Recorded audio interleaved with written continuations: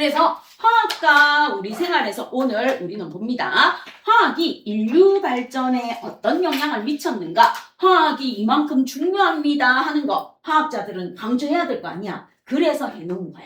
그치? 자, 그러면 화학과 일상생활에서 우리는 무엇을 봅니까? 하고 묻습니다. 화학과 일상생활.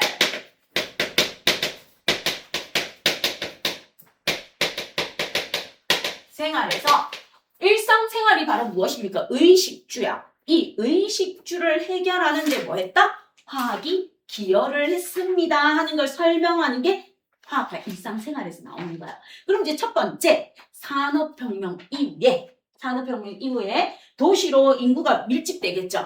도시로 인구가 밀집되면서 인구의 수가 증가해요. 인구의 수가 증가하는데 그거에 따라서 뭘 해야 돼요? 먹고 사는 문제가 달려오잖아. 그럼 제일 중요한 게 먹는 거야. 식량의 문제가 대두돼요.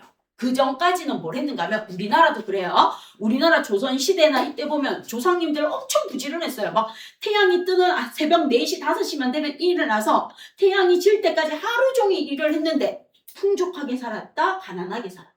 가난하게 살았어요. 왜? 식량 생산에 문제가 있었어.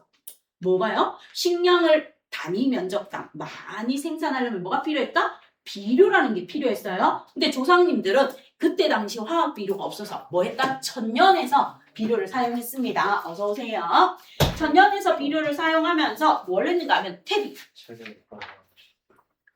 일단은 조금 이따 복사해 줄게요. 퇴비라든지 이런 것들을 이용했어요. 그래서 식물의 잎을 발효시켜서 거름으로 하거나 소똥하고 이런 거 해가지고 동물의 사람의 똥이라든지 이런 거를 뭐 했어요? 해서 천년 비료로 해서 생산량을 하다 보니까 생산량에 뭐가 있었다? 한계가 있었습니다. 그래서 화학과 일상생활에서 첫 번째 무엇을 해결해준다?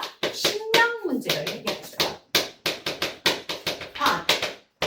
식량 문제를 해결하기 위해서 무엇이 나옵니까? 하고 물으면 암모니아라는 것을 합성합니다.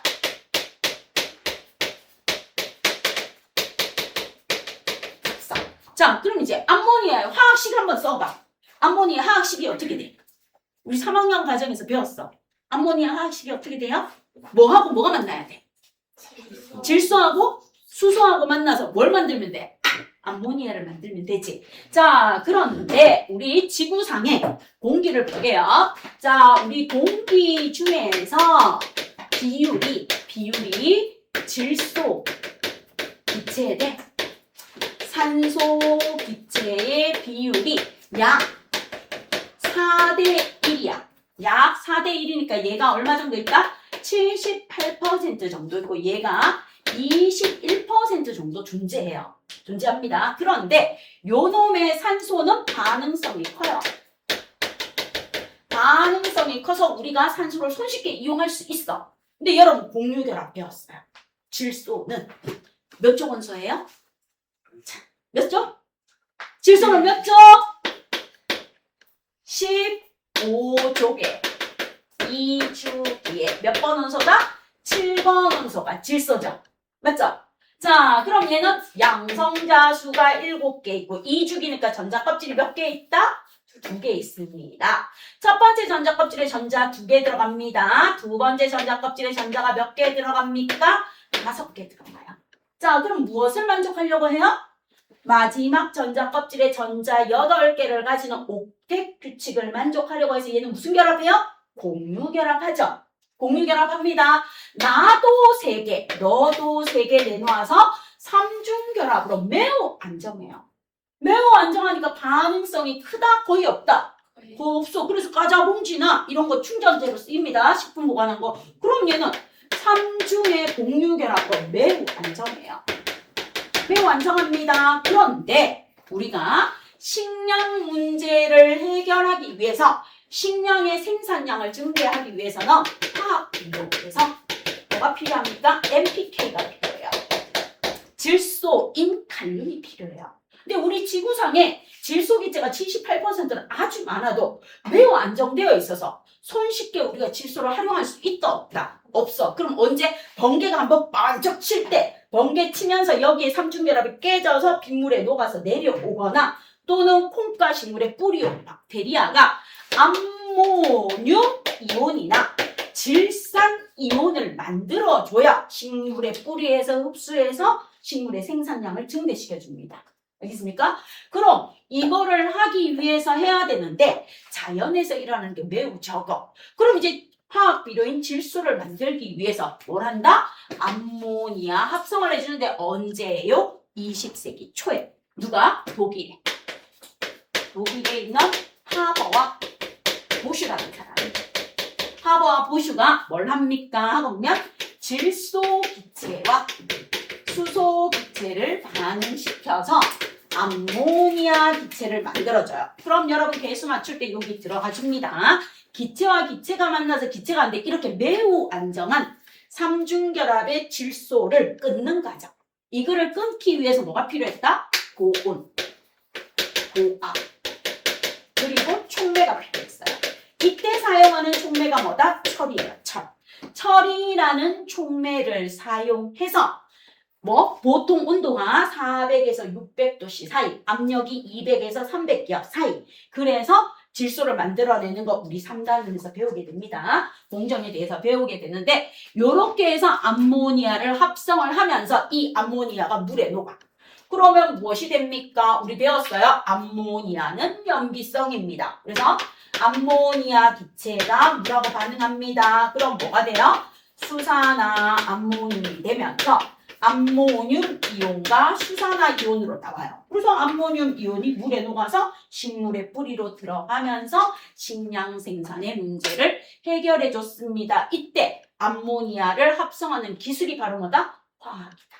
그래서 화학이 식량 문제 해결에 도움을 줬습니다 하는 게 나오는 거예요. 첫 번째. 자, 그럼 이렇게 암모니아 합성에 성공해서 화학비료 NPK의 성분을 만들어주는 암모니아 합성이 우리 인류의 식량 문제 해결에 크나큰 기여를 하면서 또 무엇이 있습니까? 식량 문제를 해결하기 위해서 암모니아 합성을 해서 질소비료를 만들 수 있게 되었어요. 질소비료. 식량 문제를 해결해주고 그 다음 이제 뭘 만들었다? 살충, 제초제. 자, 이런 것들을 개발해요. 그래서 살충제 뿌리고 제초제 뿌리니까 식물의 생산량이 뭐 해지겠어요? 많아지죠. 많아지고 그 다음 뭐가 나와요? 비닐하우스. 비닐하우스가 나오고요. 어촌에서 식량 확대를 위해서는 그 전까지는 옛날에는 나무 등줄기로 그물을 만들었다면 뭐합니까? 나일론으로 그물을 만들어요. 나일론으로 그물을 만듭니다. 이런 식으로 하면서 식량의 생산량이 확대됩니다. 암모니아 합성이 제일 중요한 거고 이런 살충제나 제초제도 만들어졌고요. 뭐도 만들어졌다? 비닐과 같은 우리가 온실에서 키울 수 있는 아이들. 그래서 비닐하우스 같은 거. 비닐하우스 같은 거 만들 수 있게끔 뭐가 개발돼요? 비닐도 나오고 그 다음에 그물도 개발되면서 농촌뿐만 아니라 나일론 그물. 자, 이런 것들이 만들어지면서 어촌에서도 식량 문제를 해결하는 데 도움을 줬습니다 하고 전반적으로 생각해 주시면 돼요. 됐죠? 그래서 이게 첫 번째 화학이 일상생활에 식량 문제를 해결하는 데 뭐 했습니까? 기여했습니다 하는 걸로 여러분이 알아주시면 돼요. 자, 그 다음에 두 번째는 무엇입니까? 하고 보면 먹는 거 해결했어요. 그럼 이제 수명을 늘려야 돼요. 이게 바로 무엇입니까? 의약. 네. 의약. 자, 우리 인류가 살고 있으면서 의약품을 개발하면서 인류의 무엇이 늘어났다? 평균 수명이 늘어나고 살아있는 동안의 삶의 질이 향상되었습니다. 건강하게 오래 살 수 있게 했습니다 하고 하는 게 나와집니다. 그럼 이제 의약품의 개발에서는 여러분이 딱 두 개만 기억해 주세요. 딱 두 개만. 최초의 뭐예요? 해열 진통제하고 최초의 항생제하고. 최초의. 자, 그러면 여기에서 갑니다. 의약품이 평균 수명을 늘려주는 거에서 우리가 기억해야 되는 건 딱 두 개예요. 최초의 합성의약품.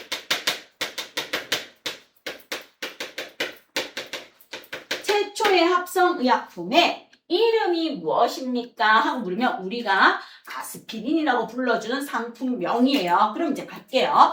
독일의 과학자 호프만이라는 사람이 있었어요. 자, 이 호프만이 자신의 아버지가 위궤양으로 고생을 했어요. 위궤양으로 고생을 했는데 독일이든 우리나라든 옛날 사람들이 버드나무 껍질에 뭐 하는 거야? 통증을 완화해주는 성분이 있다는 걸 알아냈어. 그래서 우리나라나 이 아시아 쪽에는 전쟁을 해서 다리가 부러지거나 팔이 부러지거나 이러면은 버드나무를 이렇게 잘라서 부목으로 대줬어. 이렇게 대주면 뭐예요? 좀 덜 고통스러워 한다는 거 알아냈습니다. 그리고 유럽에서는 버드나무 껍질을 벗겨서 물에 끓여요.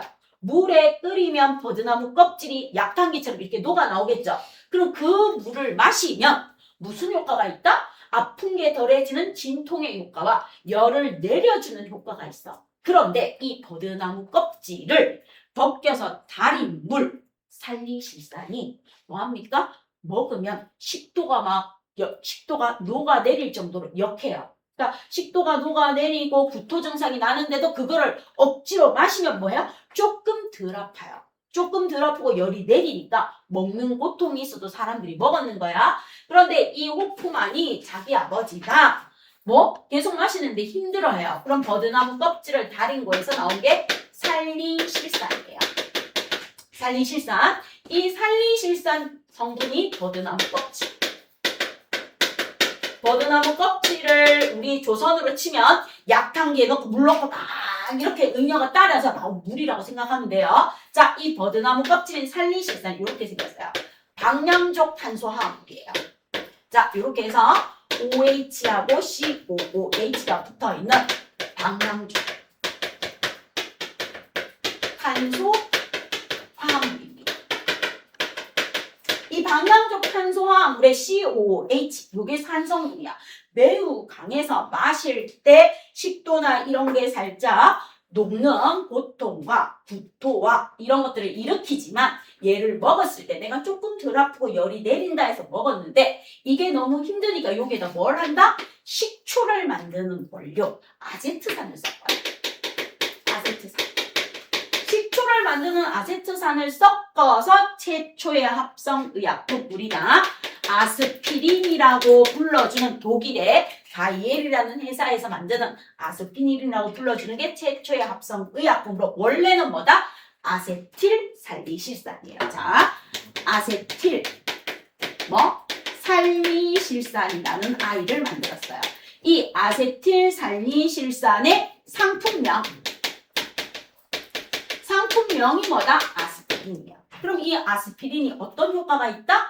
진통, 해열 효과가 있습니다. 근데 저도 아스피린을 한 번도 안 먹었어요. 여러분도 아스피린을 한 번도 먹어본 적은 없을 거예요. 그럼 오늘날 아스피린 대한민국은 어디에서 처방합니까? 하고 보면 심혈관계 질환이 있는 어르신들이 아스피린을 해요. 뭐 뇌경색이나 뇌졸중이나 이렇게 해서 혈관이 좀 막히거나 이러면 얘가 피를 좀 물켜주는 효과가 있습니다. 해서 아스피린을 복용하고 아스피린을 복용하는 어르신들은 수술 3개월 전에 아스피린의 복용을 중단하셔야 됩니다. 됐습니까?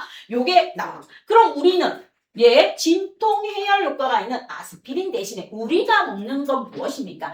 아세트아미노펜이라는 걸 먹어요. 우리가 많이 먹는 거. 자, 아세트아미노펜이 무엇입니까? 얘가 바로 우리가 알고 있는 타이레놀이에요. 타이레놀. 그죠? 그래서 우리 코로나 때 어르신들 뭐합니까? 코로나 백신 주사 맞고 뭐하니까 열이나 좀 아프면 뭐 먹으라고? 타이레놀 먹으라고 해요. 되겠죠? 그래서 우리는 아세틸살리실산은 오늘날 아스피린이 되어도 빈속에 먹으면 속이 쓰리는 위상가다 증상이 나타나서 일반적으로는 복용한다 안 한다? 안 하고 의사가 뇌경색이나 뇌졸중이나 이렇게 혈관이 좀 막히는 사람에게 처방을 할 뿐이고 우리는 해열 진통에 효과가 있는 무엇을 복용한다? 아세트아미노펜이라는 타이레놀을 복용하고 있습니다. 그러면 최초의 합성의약품은 상품명인 아스피린이다. 원래 화학식으로는 뭐다? 아세틸살리실산이고 방향족 탄소화합물에 아세트산을 섞어서 만들어준 것입니다. 하고 기억해 주시면 돼요. 그래서 최초의 합성의약품은 뭐다? 아스피린이다 하는 것만 좀 기억해 주세요. 자, 그 다음 이제 최초의 항생제. 최초의 항생제가 무엇입니까? 페니실린. 자, 페니실린은 뭐라고 불러줍니까? 인류에게 축복이자 뭐가 되었다? 재앙이 되었어요. 축복이자 재앙이 된 게 뭐다? 페니실린이라고 봐주시면 돼요. 자, 그럼 이제 페니실린은 누가?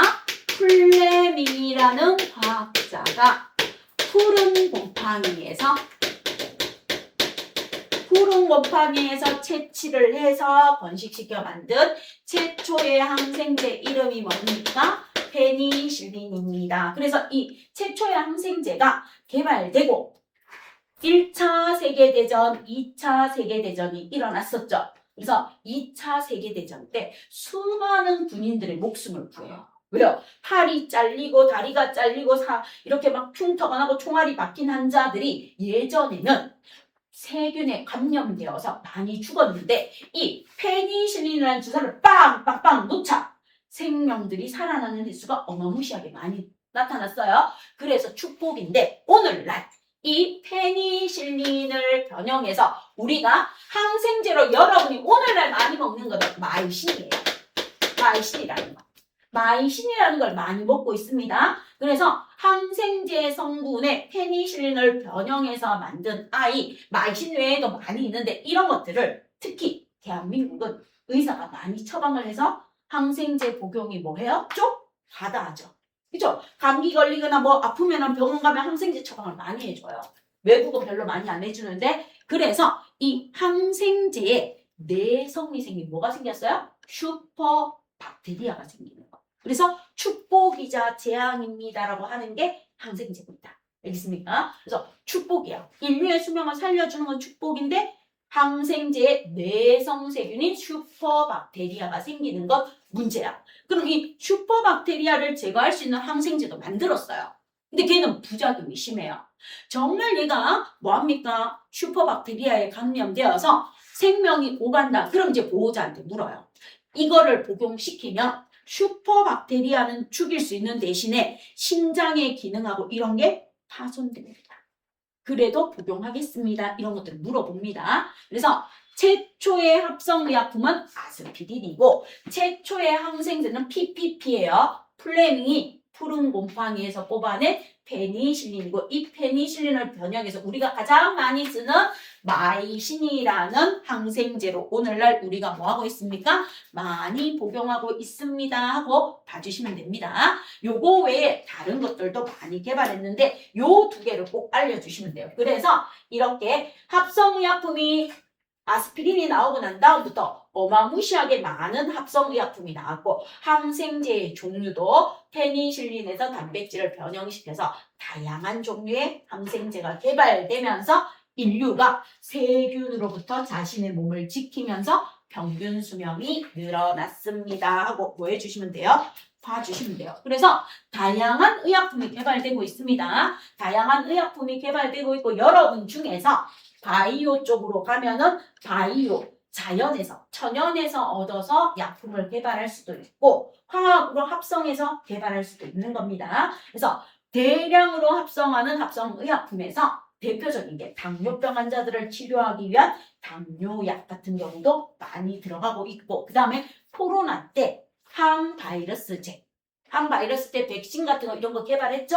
이런 것들도 들어가고 있으면서 인류의 수명을 늘려주고 인류가 살아있는 동안 좀 더 건강하게 오래 살 수 있게 해주는 게 바로 뭐다? 화학이 인류의 발전에 도움을 준 것이다 하고 두 번째 나오는 게 무엇입니까? 의약품의 개발입니다 하고 봐주시면 돼요.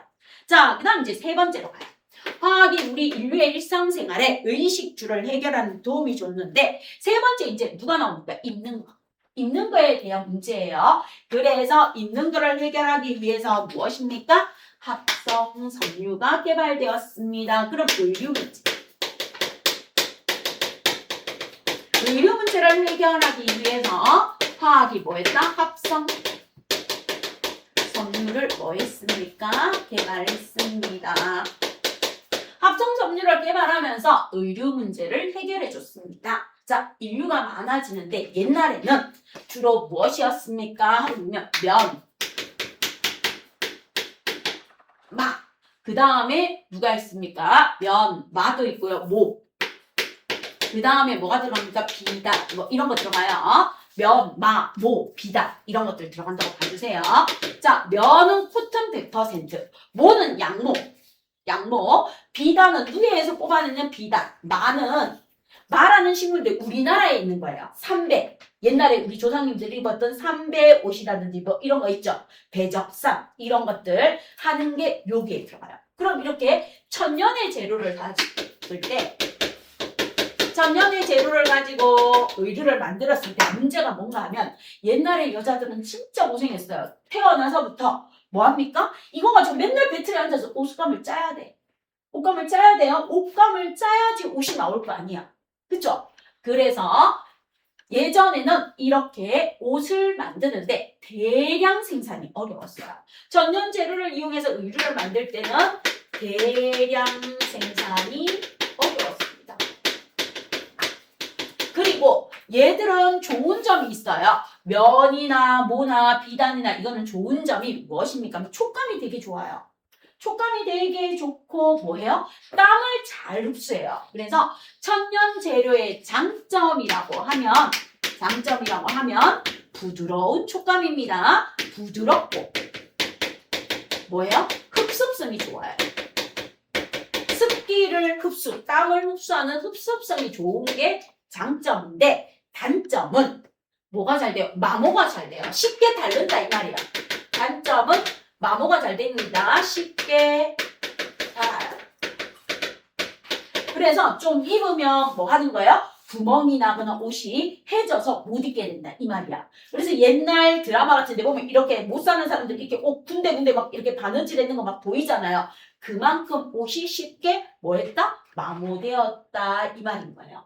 그렇죠? 요렇게 되는 문제가 있어서. 그런데 인류가 갑자기 증가했는데 언제까지나 이거 배틀 짜가지고 할 수는 없어요. 그래서 무엇이 나옵니까? 20세기 초에 뭐가 나왔다? 합성 섬유가 개발되었습니다. 그럼 이 합성 섬유를 최초로 만든 사람이 누구입니까? 하고 보면 미국의 캐러더스라는 사람. 캐러더스라는 사람이 석유에서. 자, 그럼 이제 여러분 예전에 배웠던 원유에 증류예요. 원유를 끓는 점에 따라서 증류하면 여기에 LPG, 액화 석유가스가 나오고 휘발유가 나오고 등유, 경유, 중유, 그 다음 여기서 나오는 찌꺼기. 이 찌꺼기의 이름이 뭐다? 아스팔트. 자, 이렇게 분별 증류했을 때 나오는 걸 배웠어요. 그럼 이 휘발유에서 뭐가 나옵니까? 휘발유를 다시 나누면 우리가 고급 휘발유 뭐 나누는 것처럼 휘발유에서 뭐가 나온다? 나프타가 나와요. 자, 요번에 미국하고 이란하고 전쟁하면서 호르무즈 해협이 되면서 이 원유를 못해서 나프타가 부족한 사태로 뭐 하는 거예요? 일본 같은 경우에는 비닐이 많지 않아서 컬러 못 들어갑니다. 이 나프타가 무엇을 만들어줍니까? 합성 섬유도 만들어주고 합성 고무도 만들어주고 합성에 의한 인류의 발전인 플라스틱도 만들어줍니다. 자, 그럼 이제 이 휘발유에서는 나프타를 이용해서 미국의 캐러더스가 최초의 합성 섬유 뭘 개발했다? 나일론이라는 걸 개발해요. 그래서 최초의 합성 섬유 뒤에 있어요. 여기서 뒤에 한 번 더 나오니까 뒤에서 보시면 돼요. 앞에서 설명은 먼저 합니다. 미국의 캐러더스가 최초의 합성 섬유인 나일론을 만들어요. 그럼 이 나일론은 질겨요. 질기고 뭐합니까?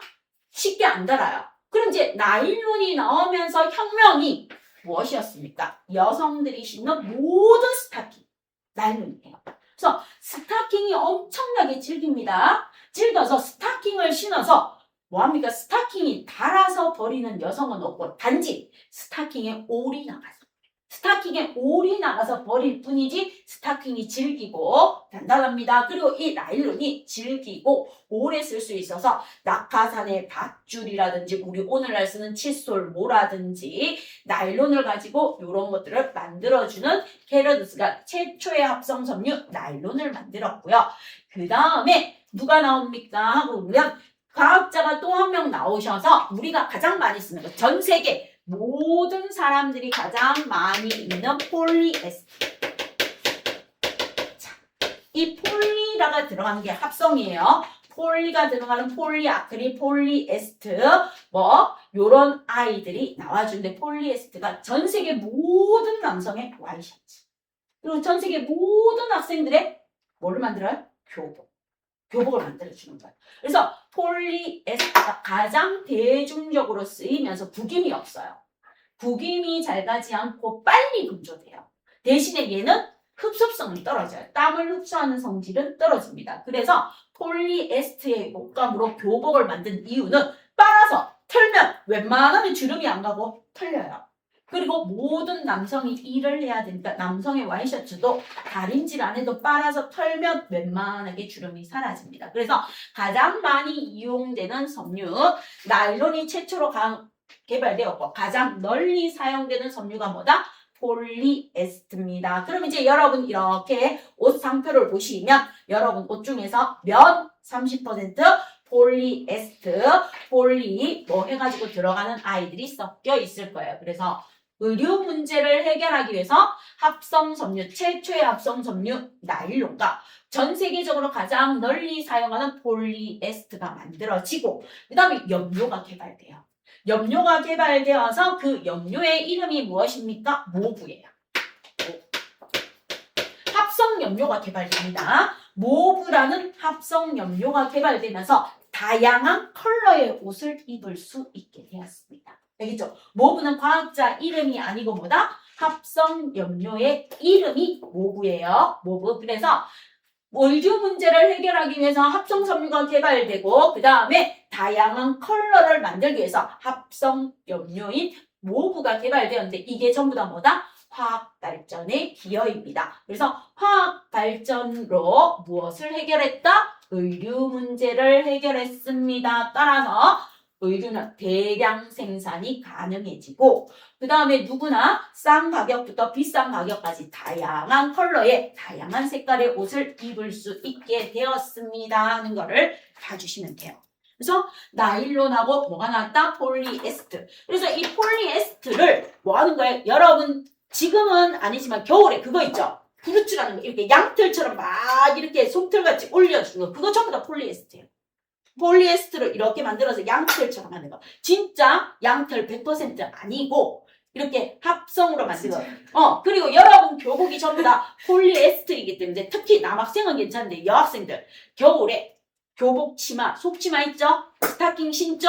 그럼 둘 다 합성이에요. 부비 뭐가? 정전기 장난 아니에요. 그리고 교복 조끼 남방 입고 교복 조끼 있잖아요. 벗을 때 뭐예요? 찌지직 어쩔 수 없어요. 합성 섬유의 단점은 뭐다? 정전기가 어마무시하게 발생한다는 거. 알겠습니까?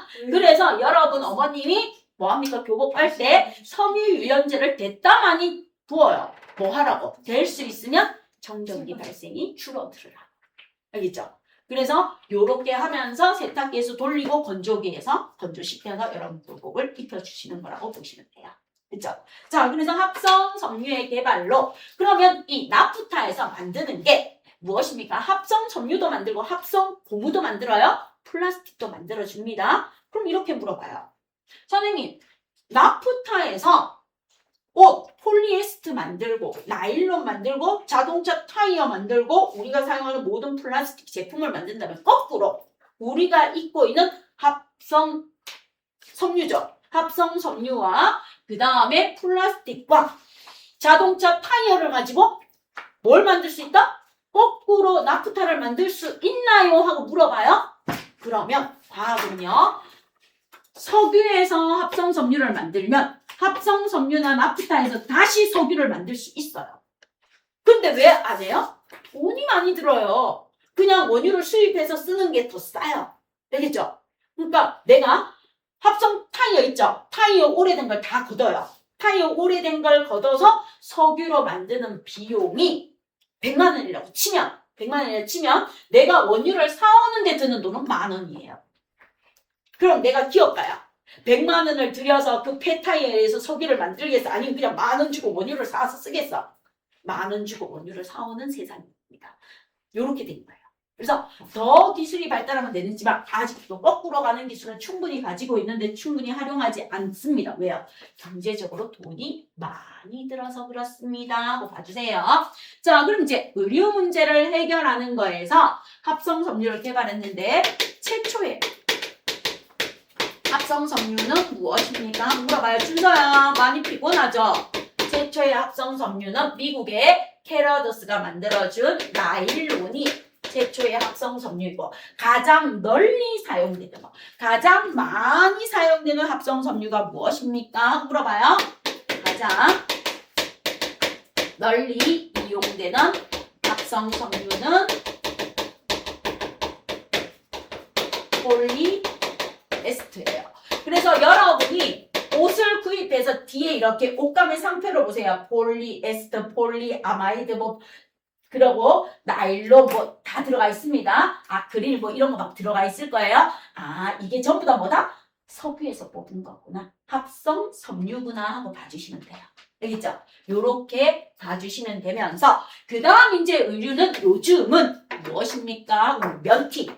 코튼 100%는 몸에는 너무너무 좋아요. 면 100% 그래서 될 수 있으면 여러분이 수면을 취할 때 잠옷은 면 100%를 입고 주무시는 게 좋아요.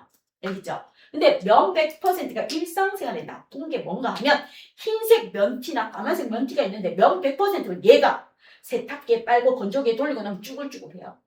주름이 잘 져요. 주름이 너무 잘 져서 뭐 하는 거예요?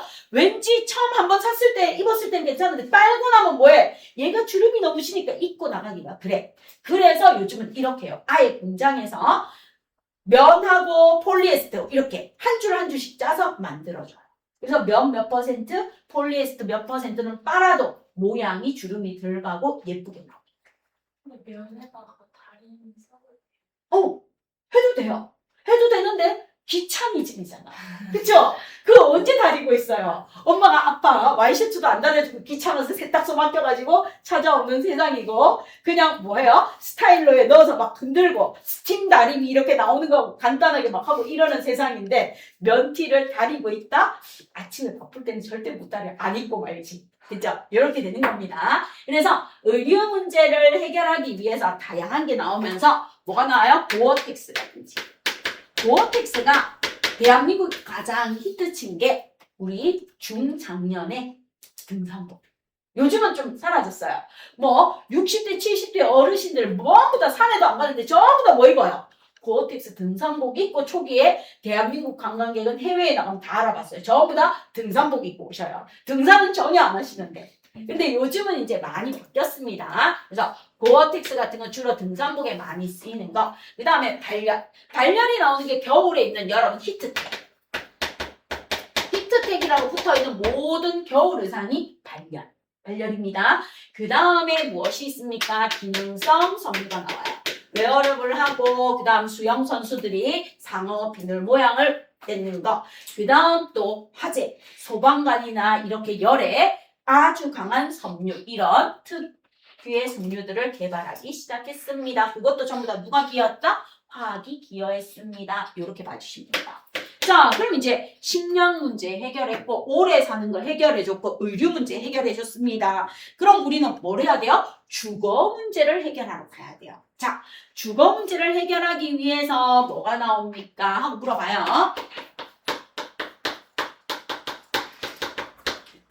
금속의 재료입니다.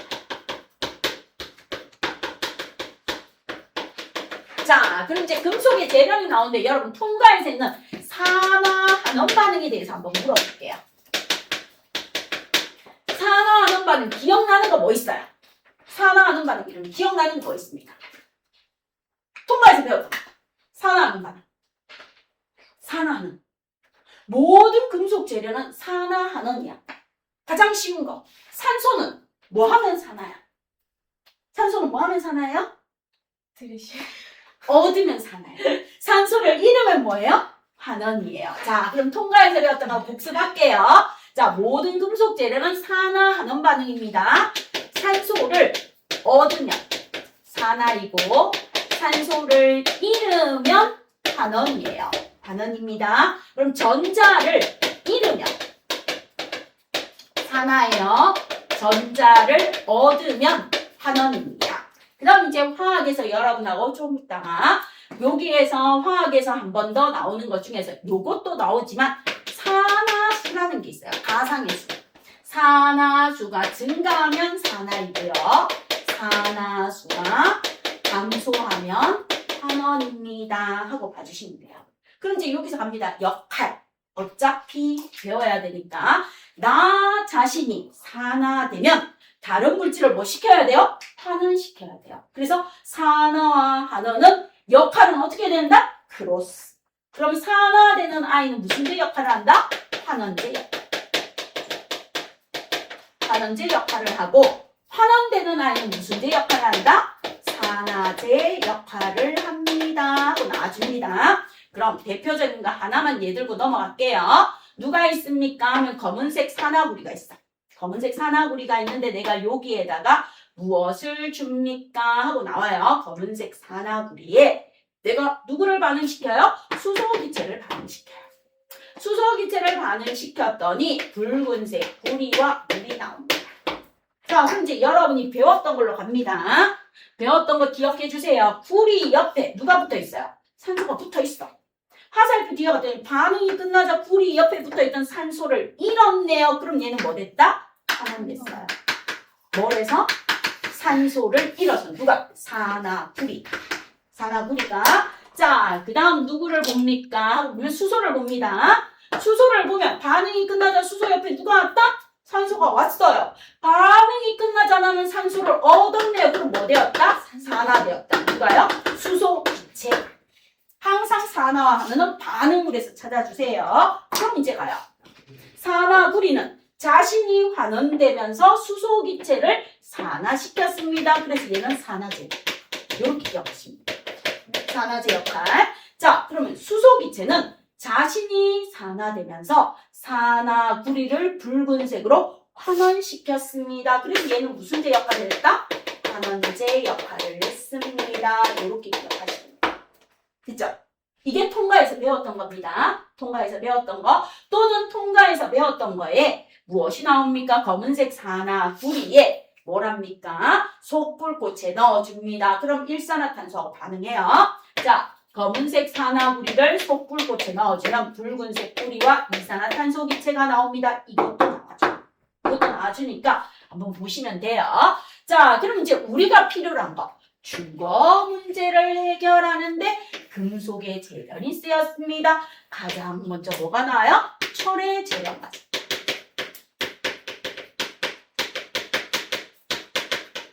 자, 철의 재련의 과정은 철광석에서 무엇을 뽑아내는 거예요? 철을 뽑아내는 거예요. 철광석에서. 그럼 이제 철광석의 성분에는 자철석과 적철석이 들어가요. 자, 자철석과 적철석은 어떻습니까? 하고 나옵니다.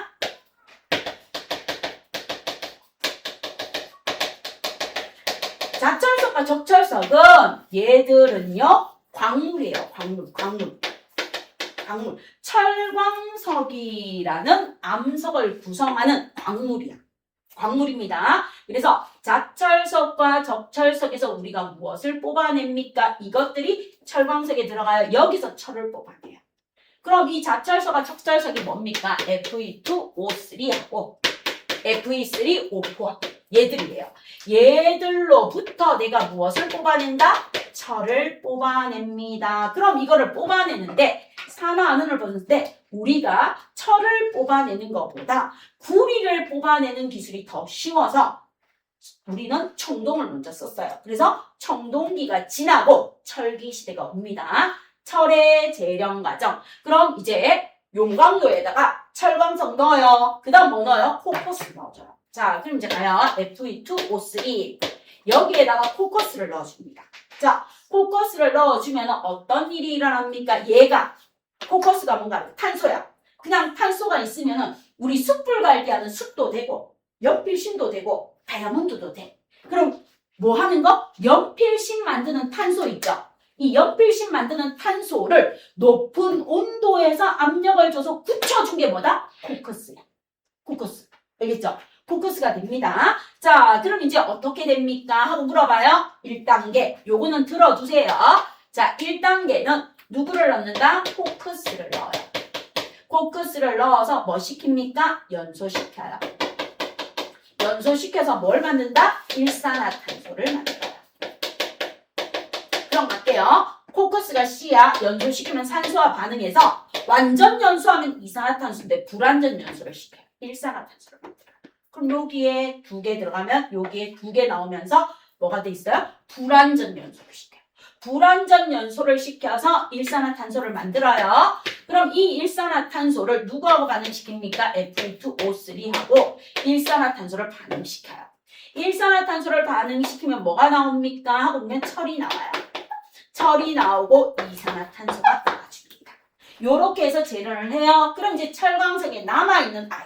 찌꺼기 3단계는 무엇입니까? 하고 보면 산화칼슘 같은 걸 넣어줘요. 산화칼슘이나 또는 이산화규소 같은 걸 넣어서 슬래그로 제거해줍니다. 그 슬래그가 시멘트 만드는 원료가 됩니다. 그래서 철을 재련하는 과정에서는 하나도 버릴 게 없어요. 이렇게 철광석에서 철을 재련하고 남는 찌꺼레기를 가지고 우리는 뭘 만든다? 시멘트를 만들어줍니다. 그럼 이제 여기에서 뭐 되었다? 산화되었어. 탄소는 산화되었고 산소는 반응되었고요. 철은 반응되었고 일산화탄소는 산화되었습니다. 따라서 철의 재련 과정에 산화환원 반응이 이용되었습니다 하고 봐주시면 됩니다. 자, 그럼 이렇게 철을 재련해서 일단 여기에서 뽑아내는 철이 선철이에요. 자, 그럼 이제 가요. 선철이란 무엇입니까? 강도가 약하다는 거. 그러면 선철의 대표적인 게 못이라고 생각하면 돼요. 우리가 못이 이렇게 있는데 못을 망치로 이렇게 두드리다 잘못 박으면 못이 휘어져요. 이게 선철이야. 선철이야? 그럼 우리 조상님들은 이렇게 못이 휘어지는 것처럼 선철이 되면은 전쟁터에서 칼싸움 할 수 있다 없다. 칼싸움 하는데 칼이 휘어지면 부러지면 안 되잖아. 그래서 뭘 하는 거예요? 당금질을 하는 거야. 그럼 이제 옛날 드라마 같은 거 보시면 뭐예요? 칼을 이렇게 모양을 만들어서 대장장이가 열심히 두드려요. 막 빨간색을 열심히 두드려서 차가운 물에 넣었다가 다시 꺼내서 가마에 넣어서 붉게 되면 또 꺼내서 두드려요. 두드려서 차가운 물에 넣었다. 아니, 이거 두드리는 과정이 당금질. 당금질을 해주면 부드러운 선철이 강철이 되는 거예요. 강철이 되어주는 겁니다. 그럼 오늘날 대장장이 있어요, 없어요? 없어요. 이건 공장에서 해요. 오늘날은 뭘 한다? 이렇게 두드리는 대신에 철에다가 탄소를 섞어서 탄소의 농도를 섞어서 강철을 만들어내는 화학기술이 발달했어요. 그래서 굳이 옛날 대장장이처럼 두드리는 당금질 과정을 뭐 하고 있다? 화학의 공정 과정으로 바꿔버려서 편안하게 만들어주고 있습니다 하고 봐주시면 돼요. 그럼 이렇게 철이 나오면서 선철과 황철이 나오면서 뭘 할 수 있었다? 교량을 건설할 수 있었고요. 대형 건물을 건설할 수 있는 시대가 왔습니다. 그러면서 무엇의 문제를 해결하겠어요? 바로 아파트를 지을 수 있었겠죠. 옛날에는 돌하고 나무하고 했으니까 돌로 건물을 지으니까 뭐예요? 노비들이 죽을똥살똥 고생했어요. 깔려 죽기도 하고 막 궁전 하나 짓기 위해서 막 가가지고 돌 막 해가지고 쌓고 나무에서 쌓고 우리나라 같은 경우는 또 뭐 했어요? 벽집 잘라서 진흙에 섞어가지고 벽돌 모양으로 만들어서 쌓고 막 이렇게 했습니다. 그래서 돌과 나무로 건축을 했을 때는 높이 쌓는 거에 한정이 되었어. 근데 요즘 철근 콘크리트 구조가 나오면서 철이 개발되면서 뭐 하고 있어요? 쭉쭉쭉 올라갈 수 있죠. 뭐 100층, 120층, 여러분 층수 아파트도 요즘 새로 짓는 아파트도 40몇 층, 50몇 층 있잖아요. 그리고 70몇 층짜리 아파트도 있죠. 58층에 살고 79층에 살고 뭐 23층에 살고 뭐 이런 식으로 다양하게 요즘 짓는 아파트들 고층 아파트들 많잖아요. 그럼 보통 여기 근처에 있는 아파트들 보면 40몇 층까지 나오고 좀 고층이다 이러면 70몇 층까지 나오고 있습니다. 알겠습니까? 그게 가능한 게 철의 재련에 통해서 가능했습니다. 자, 그럼 이제 구리를 제일 먼저 뽑아냈어. 그 다음 철 뽑아냈어. 그 다음에 뭐 뽑아냅니까? 알루미늄. 자, 알루미늄을 뽑아내는 거야. 알루미늄. 옛날에는 사람들이 이 알루미늄에 재련해요.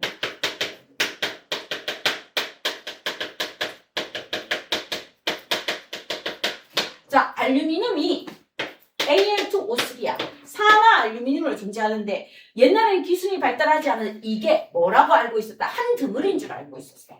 그래서 알루미나라고 했어. 한 덩어리인 줄 알고 있었는데 과학이 발달해서 보니까 산화 알루미늄이야. 그럼 이 산화 알루미늄을 포함하고 있는 원석의 이름이 무엇입니까? 하고 보면 보크사이트. 자, 보크사이트를 뭐 합니까? 녹여요. 보크사이트를 녹여요. 그럼 산화 알루미늄이 있어요. 여기에다가 전류를 넣어요. 전류. 자, 보크사이트에 포함되어 있는 산화 알루미늄을 녹는시켜요. 녹는 점까지 도달해서 녹여줍니다. 녹인 다음에 전류를 흘려서 무엇을 뽑아내요? 알루미늄을 뽑아냅니다. 알루미늄을 뽑아내서 우리 요즘 알루미늄 창틀, 샤시, 캔 이런 것들을 많이 활용하고 있어요. 그래서 건축물에 모든 건축물에 알루미늄이 다 들어가요.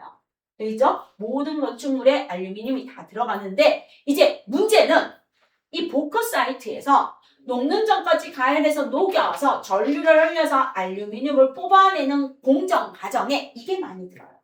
비용. 그래서 뭐 하는 거야? 알루미늄 캔은 재활용하는 게 훨씬 더 경제적인 거야. 내가 보크사이트를 사와서 알루미늄을 새로 뽑아내는 데 드는 가격이 예를 들어서 100만 원이라고 하면 여러분이 캔 마시고 버렸는 걸 다시 수거해 와서 걔를 세척을 해서 다시 알루미늄 뽑아내는 데 드는 돈은 한 50만 원밖에 안 돼요. 그럼 절반 정도밖에 안 드니까 뭐 하는 거예요? 알루미늄은 재활용하는 게 훨씬 더 좋습니다. 알겠죠? 우리 지각에서 지각의 원소 중에서 제일 많은 게 산규, 알철, 칼라, 칼마야. 그러면 산화 알루미늄이 우리 지각에는 좀 많이 분포하는 편인데 그 보크사이트에서 알루미늄 깨끗한 거 뽑아내는 비용보다 이미 만들어진 알루미늄 캔을 수거해서 재활용하는 게 비용이 더 적게 듭니다. 그래서 분리수거. 분리수거에 알루미늄 캔만 별도로 하는 이유. 됐죠? 통조림 캔은 처리야. 여러분이 마시는 알루미늄 캔입니다. 그럼 내가 쓰레기를 주워서 파는 할머니야. 할머니라고 해요. 그럼 통조림 캔 1kg를 팔았을 때 돈이 예를 들어 10,000원이라고 하면 알루미늄 캔 1kg를 팔면 20,000원을 벌 수 있어요. 그렇죠? 그래서 알루미늄 캔이 훨씬 더 가격대가 높습니다. 이렇게 봐주시면 되겠습니다. 됐죠? 그래서 가장 먼저 구리를 먼저 재련해서 청동기 시대가 있었고 그다음 철을 재련해서 철기 시대가 오고 오늘날 철을 가지고 대형 건축물을 하면서 주거 문제를 해결하는데 또 누가? 알루미늄 재련 과정까지 도움을 줬습니다. 이렇게 봐주시면 돼요. 됐죠? 자, 그럼 우리 인류 최대의 발명품이자 최악의 발명품으로 들어가는 누가 나온다? 플라스틱이 나와요. 플라스틱. 그래서 우리는 고대에서부터 시작해서 청동기, 철기 시대를 살고 오늘날 우리는 무슨 시대에 살고 있다? 플라스틱 시대에 살고 있다고요. 플라스틱이 뭐야? 성형하다 이런 뜻이죠? 그죠? 성형하다, 만들다 이 뜻이에요. 그래서 성형외과가 플라스틱 서전이잖아. 성형외과를 플라스틱 서전이라고 그러면 사람들이 왠지 안 가고 싶잖아. 플라스틱 서전이 안 가고 싶잖아. 그래서 성형외과라고 표현하는 거야. 왜? 고객들이 와야 될 거 아니야. 플라스틱이 성형하다. 내 마음대로 만들 수 있다. 이 뜻이야. 그래서 플라스틱은 나프타에서 만들어주는데 아주 쉽게 대량 생산을 할 수 있고 다양한 색깔을 만들 수 있고 아주 가볍고 안 부러져요. 그래서 식당에서 전부 다 뭐예요? 플라스틱 그릇이에요. 불에 대어도 시커멓게 되고 던져도 안 깨져요. 던져도 안 깨지고 잘 안 부러져요. 그리고 플라스틱은 쉽게 이런 것도 만들어져요. 이런 것도 만들지만 플라스틱은 아주 경도가 강한 여러분 의자 같은 거.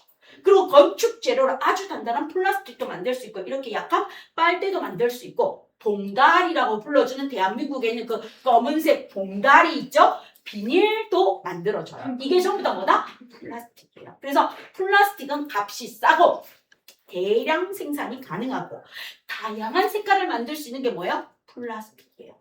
그러면 인류, 오늘날 전 세계 인류가 살아가는데 플라스틱이 없으면 생활할 수 있다 없다? 없습니다. 근데 플라스틱은 인류가 발명한 최고의 제품이자 최악의 쓰레기죠. 플라스틱은 썩는다 안 썩는다? 안 썩어요. 그리고 요즘 문제가 뭐예요? 여러분 몸속이나 내 몸속에 뭐가 있어요? 미세 플라스틱 다 가지고 있어요. 알겠죠? 우리는 쌤 저는 미세 플라스틱 없어요. 우리가 마시는 음료수부터 시작해서 이런 거 모든 생활용품에서 우리 눈에 보이지 않지만 우리 몸속에는 뭐가 차곡차곡 쌓이고 있다? 미세 플라스틱이 차곡차곡 쌓이고 있습니다. 알겠습니까? 아무리 깨끗한 데 살아도 내가 살면서 플라스틱을 단 한 번도 안 썼어요. 이러면 모를까?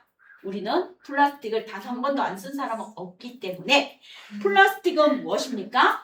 최고의 발명품이자 최악의 쓰레기가 되고 있고 우리에게 문제를 일으키는 아이입니다. 그래서 이 플라스틱이 나오면서 건설 현장에서도 하수관이나 이런 거 설치할 때 상수도가 모두 뭐로 설치해요? 플라스틱. 반영구적이에요. 옛날 관이 금속으로 막 쳤어요. 얘가 녹슬어서 막 터져요. 그럼 그거를 다 뭐로 교체해야 돼요? 플라스틱관. 아주 단단한 경화인 플라스틱관으로 교체를 해줘야 돼요. 그렇죠? 요렇게 이루어지는 거. 그래서 플라스틱은 우리 인류의 삶 전반에 영향을 미치고 있는 거. 이 플라스틱을 개발한 게 누구다? 과학이다 하고 자랑을 하는 거예요. 자랑을 하는데 뭐예요? 문제도 있다 하고 인정을 해주는 겁니다. 됐습니까? 자, 그 다음 건축 재료. 여기에서 우리가 이제 재련을 하면서 무엇이 나오겠어요? 건축 재료가 나옵니다. 자, 옛날에는 건축 재료로 돌이나 나무를 썼어요. 그럼 나무는 건물을 짓는데 시간이 오래 걸리지 않아요. 특히 미국 같은 나라는 나무로 건설을 많이 했어요. 그러다 보니까 오랜 세월이 지나면 나무가 썩거나 벌레가 생기는 거 하니까 보수 공사를 많이 해야 돼. 그리고 우리나라 조상님들은 나무하고 뭘 이용했어요? 흙을 많이 이용했어요. 흙 속에 볏짚을 섞어서 만들었어요. 이렇게 해서 집을 많이 지었고 그 다음 이제 저쪽에 돈 좀 있는 사람들은 뭐를 했어요? 돌로 성을 쌓듯이 돌로 집을 좀 많이 지었습니다. 요렇게 해주는 건축 재료였는데 그러다 보니까 돌이나 나무를 이용했을 때는 아주 높은 건물을 짓거나 이런 거에 한계가 있었어. 근데 우리가 뭘 개발했어요? 철을 재련했죠. 철을 재련해서 철근 콘크리트 구조. 그 다음 뭐가 나와요? 시멘트. 시멘트 있죠. 자, 시멘트는 산화칼슘에다가 모래에다가 철하고 알루미늄을 섞어주면 돼요. 혹시 여러분 시멘트 색깔이 이런 색깔이라는 거 알고 있죠? 이렇게 보이는 이유가 여기에 철이 들어가서 그래요. 그죠? 철과 알루미늄과 모래와 산화칼슘을 섞으면 물을 섞으면 빨리 굳어요. 그래서 시멘트 가루를 딱 뜯어갖고 물을 넣으면 뭐야? 물 넣어서 이렇게 바르면 금방 굳어요. 접착력이 뛰어납니다. 자, 여기에다가 뭘 넣어요? 자갈을 좀 넣고 레미콘차에서 섞어주면 뭐가 돼요? 콘크리트가 되는 거예요. 그럼 우리는 오늘날 철근 콘크리트 구조를 이용해서 뭐 할 수 있습니까? 쭉쭉쭉 초고층의 건물을 지을 수 있으니까 주거 문제가 뭐예요? 해결되고 있어요. 특히 대한민국이 아파트가 전 세계에서 가장 비중이 높아요. 왜 그럴까요? 왜 그럴까요? 대한민국 국토의 70%는 뭐다? 산이에요, 산. 그리고 대한민국의 축복인지 재앙인지 모르지만 대한민국의 산은 전부 다 화강암이에요.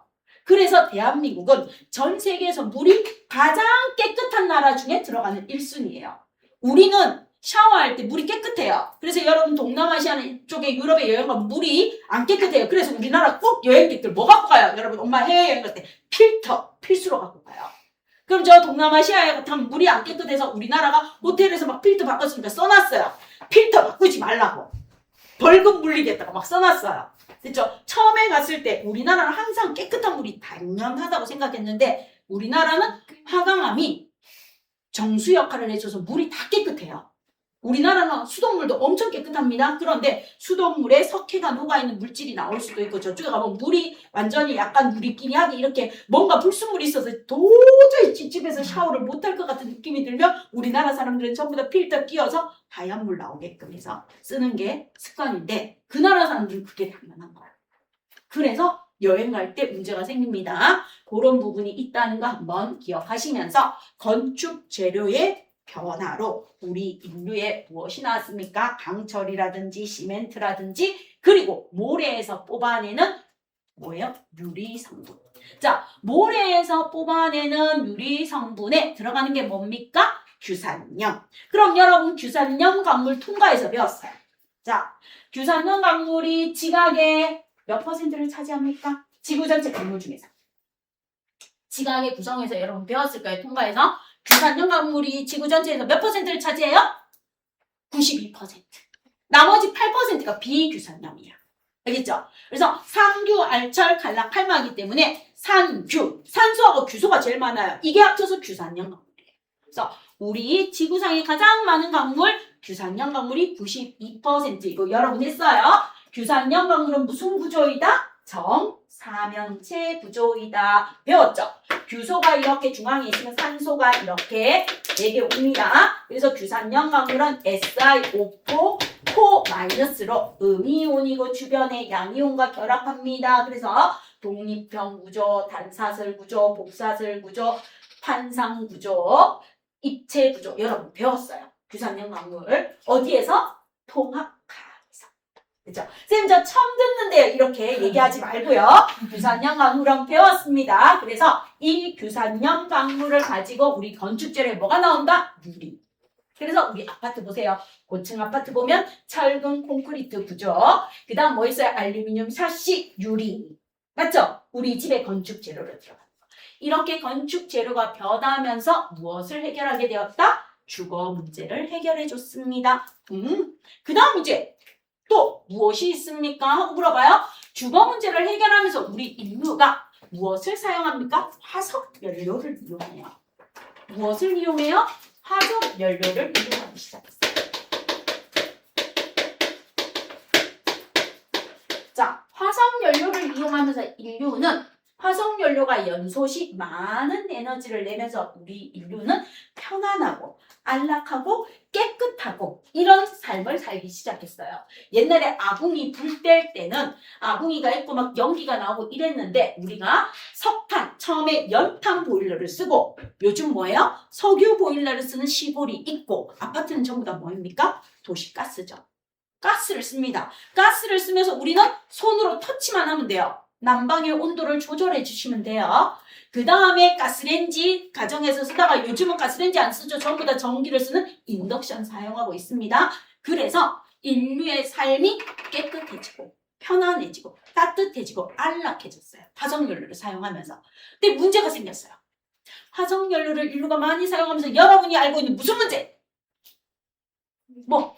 화석연료, 석탄, 석유, 천연가스야. 그럼 화석연료가 사용되면서 문제가 생겼네. 무슨 문제예요?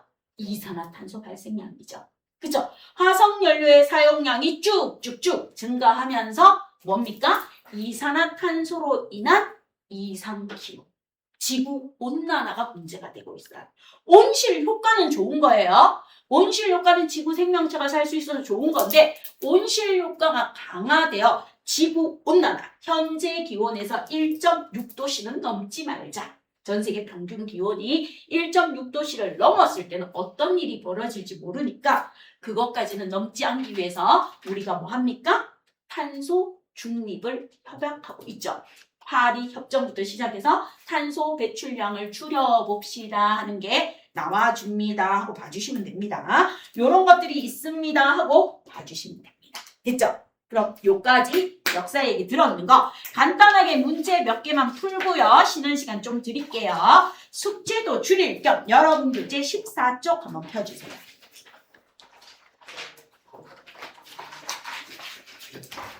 자, 14쪽 한번 펴서요. 2번하고 6번하고 8번하고 11번하고 중요라고 되어 있는 네 문제만 한번 풀어주세요.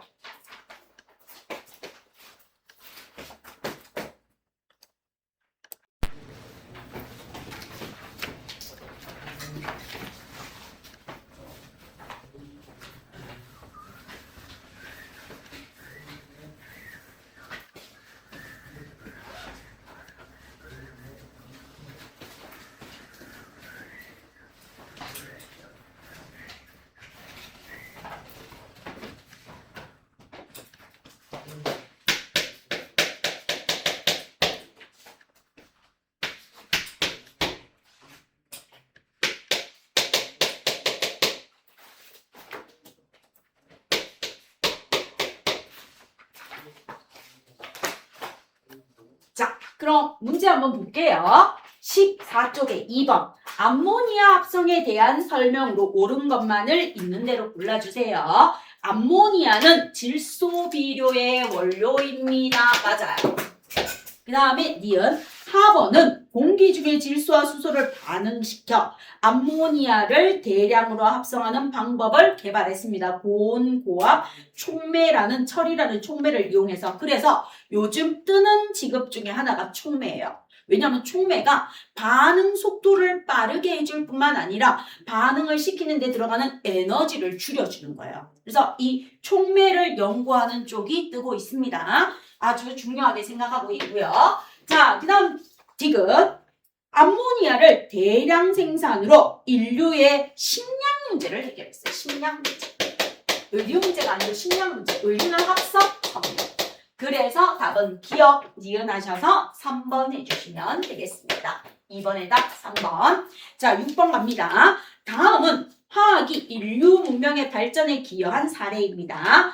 암모니아를 합성하는 방법이 개발되어 저렴한 질소 비료가 공급되었습니다. 식량 부족 문제를 해결해 줬습니다. 그리고 최초의 항생제, 감염병 치료에 사용된 게 바로 페니실린. 그래서 많은 인류의 생명을 살려줬습니다. 그 다음, 캐러더스가 개발한 최초의 합성 섬유로 매우 질기고 신축성이 좋고 튼튼한 게 나일론. 대량 생산이 가능해졌어요. 자, 그럼 옳은 설명 가. 인류의 식량 부족 문제의 해결에 기여했습니다. 맞아요. 기여. 그 다음에 나. 최초의 항생제이며 감염병 치료에 사용된 거 페니실린입니다. 맞아요. 디귿. 다. 천연 섬유에 비해서 대량 생산이 쉽다. 대량 생산이 쉽다. 그리고 질기고 오랫동안 하는데 단. 천연 섬유에 비해서 촉감이나 땀을 흡수하는 성질은 떨어집니다. 하고 봐주시면서 답은 3번입니다. 자, 그 다음 8번으로 갑니다. 인류 문명 발전에 기여한 가다에 대한 설명입니다. 가. 최초의 합성 의약품으로 해열 진통제 효과가 있습니다. 바로 아스피린이라는 상품명. 그럼 아세틸 살리실산. 아세틸살리실산의 독일의 바이엘사에서 만드는 상품명이 아스피린입니다. 하고 봐주시면 돼요. 자, 그 다음 나.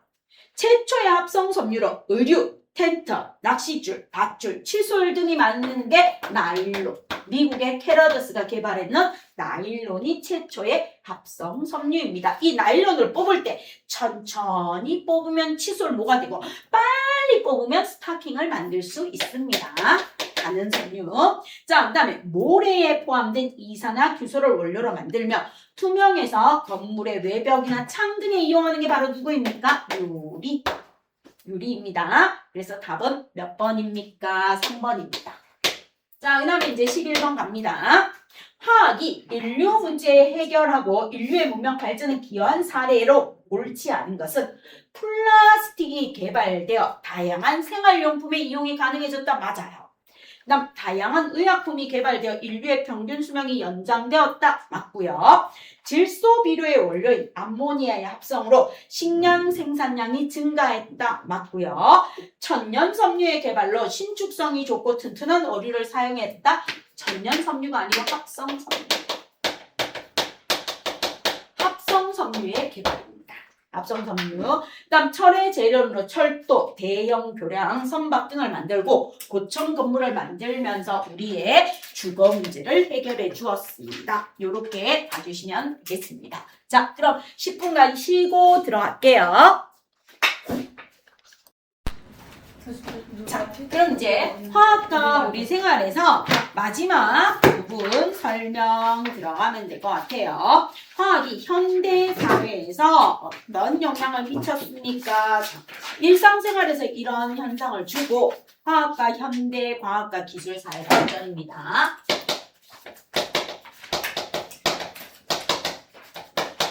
현재 우리가 살고 있는 과학 기술, 무엇의 관계에 대해서 보자? 사회의 발전 관계에 대해서 봅시다 하고 나눠줍니다. 자, 이 부분이 뭐 합니까? 여러분이 이제 나중에 진로 선택 과목을 하실 때 내가 하고 싶은 분야하고 연결이 되었을 때 해보자 하는 걸로 나와주는데 첫 번째 누가 나옵니까? 반도체. 대한민국. 여러분 부모님 중에서 주식 하신 분들 어마무시하게 돈 벌게 해준 거. 맞죠? 그래서 요거 반도체가 나옵니다. 반도체는 무엇입니까? 하고 물으면 도체와 무도체 중간적 성질이에요. 중간적 성질. 그래서 도체, 전류가 잘 흐르는 물체와 전류가 흐르지 않는 부도체의 중간적 성질이 반도체로 파워를 키면 전류가 흘러주는 게 반도체입니다. 그래서 이 반도체는 무엇입니까? 하고 물으면 우리가 모래의 주성분에서 뽑아내는 거야. 자, 모래의 주성분에서 뽑아내는 이산화 규소라는 아이에게서 나오는 걸로 만들어주는 게 반도체입니다. 그래서 반도체는 여러분 주기율표에서 14족에 있는 3주기 규소하고 4주기에 있는 무엇을 이용하는 거예요? 저마늄을 이용하는 거예요. 규소와 저마늄을 이용해서 순수 반도체는 전류가 잘 흐르지 않아서 13족을 섞어주거나 15족을 섞어줘서 P형 반도체, N형 반도체를 만들어서 쓰는 신소재에 들어갑니다. 어디에서 배웠다? 통가에서 배웠습니다. 신소재에서. 자, 그럼 이 반도체는 모래의 주성분 규소를 뽑아서 이렇게 기둥 모양으로 만들어요. 이렇게 원기둥 모양으로 만듭니다. 이렇게 뽑아서 원기둥 모양으로 만들어서 얘를 이렇게 절단을 해. 절단을 해서 우리 TV에 보면 애국가 나올 때 보면 동그란 웨이퍼가 나올 거예요. 이 웨이퍼가 와플하고 똑같은 뜻이에요. 알겠죠? 웨이퍼 안에 여기에 수많은 전자칩들을 이렇게 깔아요. 수많은 전자칩들을 깔는데 이 공정에서 뭐라는가 하면 아주 미세한 뭐합니까? 미세 단위의 빛으로 깎아줘요. 음각을 깎아서 여기에 정보가 들어갈 수 있게끔 해주는 게 웨퍼 기술인데 이 기술이 뭐야? 대만에 있는 TMSC하고 우리나라에 있는 삼성하고 하이닉스가 전 세계 손가락 3위 안에 들어가고 있고 지금 최첨단을 달리고 있는 AI 시대에 기본으로 들어가는 반도체 이 웨이퍼의 기술은 무엇입니까? 대한민국이 손가락 3위 안에 들어가는 기술력을 가지고 있고 여러분이 아마 이과 계열에서 가장 많이 고소득의 연봉을 받으면서 직종으로 들어갈 수 있는 것도 여기입니다. 그래서 반도체 학과가 뜨고 있고 반도체 학과의 모집 정원이 150명 이상 증가를 하고 있고 지금까지 반도체 학과의 인류는 우리 대한민국에 한 1,500명 이상이 반도체 학과를 졸업하고 있대요. 됐죠? 그래서 요 반도체가 신소재에 들어갑니다 하는 거를 한번 봐주시면서 반도체는 우리가 쓰고 있는 뭐예요? 스마트 기기. 모든 스마트 기기에 뭐가 들어갑니까? 반도체가 들어가고 있습니다. 그리고 가장 대표적인 컴퓨터뿐만 아니라 AI, 생성형 인공지능이라든지 AGI라든지 이런 것들에 AI 기술의 기본 바탕으로 들어가는 게 바로 무엇입니까? 반도체입니다. 반도체이면서 이 반도체는 또 어디에 들어갑니까? 전기자동차. 우리가 쓰는 심지어 핸드폰 충전하는 게 충전기에도 반도체 기술이 들어갑니다. 그래서 우리의 일상생활에 반도체는 다양하게 들어가는 거고 그 다음 요번에 저기 전쟁하실 때 무기 만드는 데도 뭐가 들어가요? 반도체가 들어갑니다. 그래서 대한민국이 요번에 방산산업에서도 뭐 했다? 전 세계 탑 안으로 들어갔다. 10위 안으로 들어가는 강국이 되었습니다. 그래서 방산 분야에서도 되었고 옛날에는 직접 막 총 들고 와서 싸웠는데 요즘은요. 뭐 하는 거예요? 우리나라 군인들 편안하게 앉으셔서 시원한 에어컨 아래에서 뭘 하시면 돼요? 게임하듯이 조작을 하셔서 전쟁을 해주시면 되는 시대가 되었습니다. 이런 것들이 전부 다 뭐가 들어갑니까? 반도체가 들어갑니다. 하고 봐주세요. 자, 그 다음 이제 두 번째 누가 나옵니까? 하고 그러면 화학전지. 여러분이 배운 연료전지요. 플러스 마이너스 거. 물이 나옵니다. 산소기체 들어가고 수소기체 들어가서 반응을 해서 물이 나옵니다. 화학전지, 연료전지가 화학전지에 들어가요. 연료전지가 뭐 됩니까? 포함되는데 화학전지는 말 그대로 전류가 흘러주는 걸로 이 화학전지에서 여러분이 기억해야 되는 거 딱 두 개요. 1차 전지하고 2차 전지하고 구분합니다. 1차 전지와 2차 전지의 차이점이 뭘까?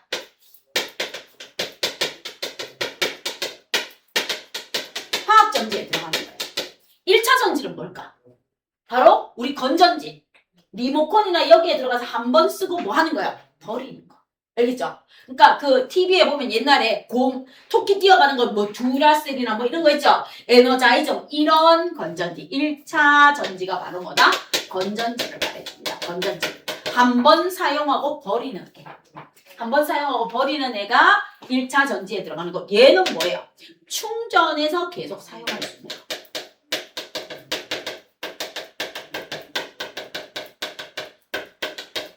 그럼 제가 지금 영상 찍는다고 노트북 켜놨는데 노트북에 들어있는 전지도 뭐다? 2차 전지의 화학전지예요. 여러분과 내가 손에서 뗄 수 없는 우리의 일상생활에는 휴대폰. 휴대폰 충전하는 전지도 무슨 전지다? 2차 전지인 화학전지예요. 그럼 이 2차 전지인 화학전지가 과학에서 어떤 기여를 했습니까? 옛날에는 전지가 리튬이온을 안 썼어요. 그래서 핸드폰이 어마무시하게 두꺼웠어요. 어마무시하게 초기 나온 핸드폰은 거의 뭐 탱크 수준이었습니다. 그러니까 벽돌 하나 들고 다녔어요. 제 대학교 때 핸드폰 이렇게 들고 다니면 거의 탱크 들고 다니고 뭐예요? 나쁜 놈 오면 뒤통수 치면 살인무기였습니다. 그렇죠? 그런데 어느 순간 얘가 이렇게 슬림하게 예쁘게 바뀌었어요. 무슨 이온 전지가 개발되면서 리튬 이온 전지가 개발돼요. 리튬 이온 전지를 개발하면서 노트북도 이렇게 아주 가벼워졌고 핸드폰도 뭐해졌어요? 슬림해지고 이렇게 나왔습니다. 그리고 초기에 리튬이온 전지 나왔을 때는 지금은 일체형이잖아. 옛날에는 뒤에 핸드폰 이렇게 열면 핸드폰, 휴대전화, 배터리 뺄 수 있었어요. 리튬이온 전지 뺄 수 있어서 보조 배터리 별도로 충전하는 거 있었는데 요즘은 그냥 보조 배터리를 갖고 다니는 거죠. 이렇게까지 발달했습니다. 이게 바로 무엇입니까? 화학전지입니다. 그래서 이 화학전지는 연료전지에 들어가면서 요즘 전기 자동차에 많이 들어가고 있죠. 각종 반도체 산업에 들어가는 기본이 되는 게 2차 화학전지이고 이 2차 화학전지는 리튬이온 전지가 나오면서 많이 제품들이 뭐해졌다? 슬림하고 날씬해지고 예뻐졌습니다 하고 봐주시면 되는 거예요. 그죠? 요게 화학전지에서 들어가는 거. 자, 그 다음에 효율도 점점 높아진다는 거. 그럼 반도체 화학전지 나오고 그 다음 뭐가 나옵니까? 바로 디스플레이. 혹시 옛날 TV 알아요? 본 적 없죠? 나 초등학교 때 이게 CRT 들어가는 거 브라운관 TV에서 뒤에 막 이따시만큼 큰 거 있었어요. 그러니까 앞에 이렇게 있고 뒤에 막 이따시만한 게 TV에 있어서 뒤에 백그라운드 있어갖고 빨초파 쏘아주는 CRT 있었는데 그게 어느 날 이렇게 얇아졌어요. LCD. 그 다음 오늘날은 거의 일체형입니다. TV 뒷면에 아무것도 없어요. OLED로 바뀌었습니다.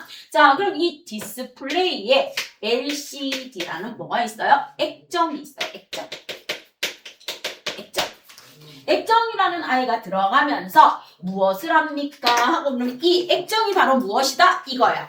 여러분이나 내가 딱 키면 얘가 화면이 나오죠. 이게 바로 뭐다? 액정. 액정입니다. LCD. LCD라는 액정이 들어가면서 모든 제품이 가벼워졌고 그 다음에 뭐가 들어가요? 발광 다이오드가 LED예요. 그 LED에 유기 발광 다이오드라는 뭐가 들어갑니까? OLED. 자, 얘가 유기 발광 다이오드예요.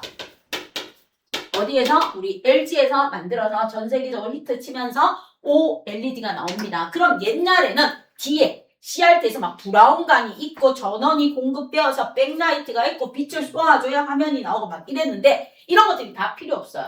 그냥 발광 다이오드로 나오면서 OLED 액정을 쓰면서 우리가 나노 튜브라든지 그래핀을 사용해서 요즘 새로 나온 TV는 휘어졌어요. 다 휘어져서 공간에 맞춰서 나옵니다. 그리고 얘를 조금 더 하면은 정말 종이처럼 둘둘둘 말아서 글램핑 가서 쫙 펼쳐서 볼 수 있는 시대가 될 수 있습니다. 그죠? 그리고 여러분하고 나하고 모든 스마트 기기에서 이렇게 숫자로 나오는 거. 이런 것들이 전부 다 무엇입니까? 디스플레이 기술에 의해서 나와줬습니다. 그래서 우리가 쓰는 거 LCD 액정하고 유기 발광 다이오드가 들어가는 디스플레이가 있습니다 하고 봐주시면 되는 겁니다. 자, 그래서 얘들은 가볍고 예전에 제 기억에는 30인치 TV가 있으면 너무 무거워서 아빠 혼자 못 들고 아빠하고 엄마하고 막 우리 전부 다 막 낑낑거리면서 들었는데 요즘은 뭐 해요? 75인치도 뭐 합니까? 혼자 들 수 있어요. 이렇게 가벼워서. 알겠죠? 75인치 이따시만큼 30인치에 거의 2배 정도 넘는데도 가벼워서 혼자 이렇게 들고 가서 뭐 벽걸이형이든 위에 올리는 거든 올리면 돼요. 여러분도 들 수 있어요. 그 정도로 뭐해졌습니까? 가벼워졌습니다.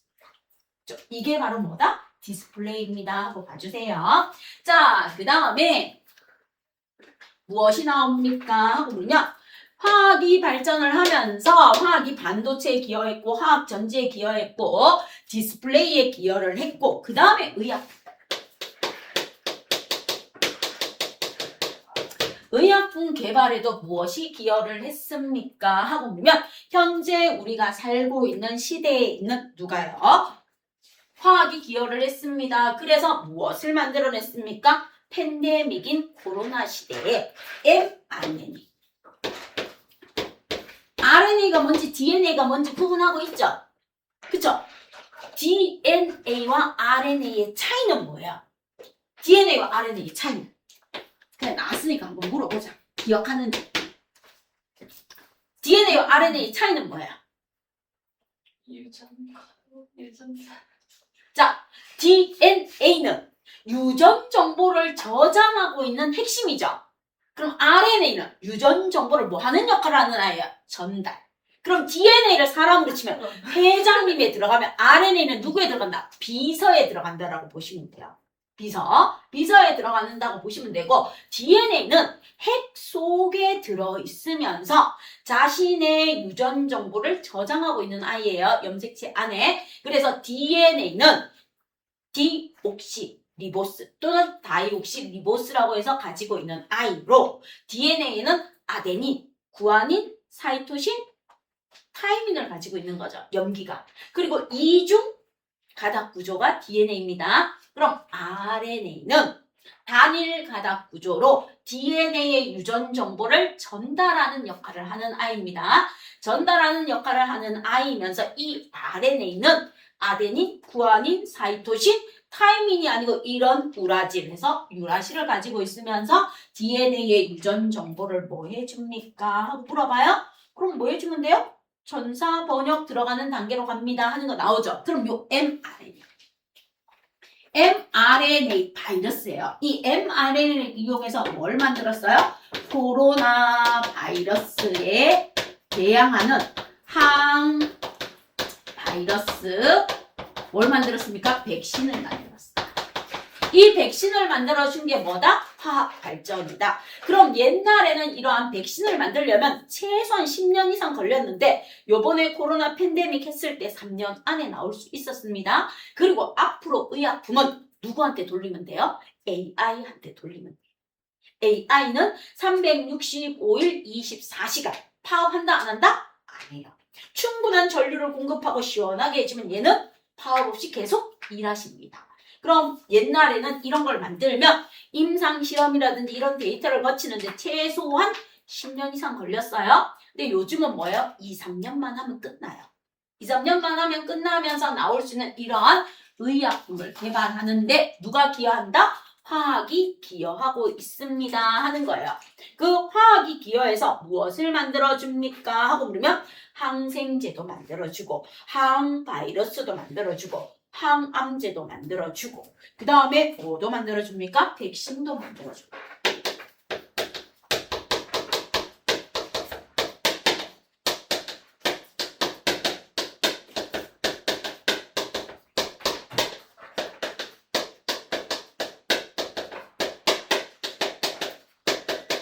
자, 그럼 이제 여기서 한번 물어볼게요. 항생제와 백신의 차이는 뭘까요? 항생제와 백신의 차이는 뭘까요? 3학년 때, 중학교 때도 배우고, 통과에서도 배우고, 화학에서도 한번 물어봐요. 항생제와 백신의 차이는 뭐니? 하고 물어봐. 항생제는 병이 걸린 후 치료 목적이야. 치료 목적으로 만드는 게 뭐예요? 항생제입니다. 그리고 백신은 뭐예요? 예방 목적으로 만드는 거예요. 백신은 뭐다? 예방 목적으로 만드는 게 백신입니다. 이렇게 봐주시면 돼요. 그래서 병이 걸리고 치료하기 위해서 만드는 건 항생제고, 병이 걸리기 전에 예방하기 위해서 만드는 건 뭐다? 백신입니다. 이거를 만드는 애들, 모든 의약품 무엇입니까? 바로 탄소화합. 14족 2주기에 있는 탄소화합물이에요. 그래서 우리가 만들어내는 모든 의약품은 뭐에 들어간다? 탄소화합물에 들어갑니다 하는 걸 알아두시고요. 그 다음 우리 인류가 쓰고 있는 화석 연료도 무엇에 들어갑니까? 석탄, 석유, 천연가스도 탄소화합물에 들어갑니다. 그래서 석탄, 석유, 천연가스의 주성분이 메테인이다. 메테인, 여러분이 제일 많이 봤던 메테인입니다. 그 다음에 에테인이에요. 에테인, 그 다음에 프로페인, 그 다음 뭐예요? 뷰테인. 자, 그래서 얘가 메테인, 에테인, 프로페인, 뷰테인. 자, 전부 다 뭐다? 탄소화합물입니다. 이게 바로 뭐예요? 화석연료. 화석연료에 들어가는 아이들, 탄소화합물이고요. 우리 인류의 의약품 개발에 들어가는 것도 무엇입니까? 탄소화합물입니다. 이렇게 봐주시면 됩니다. 그래서 둘 다 뭐에 속한다?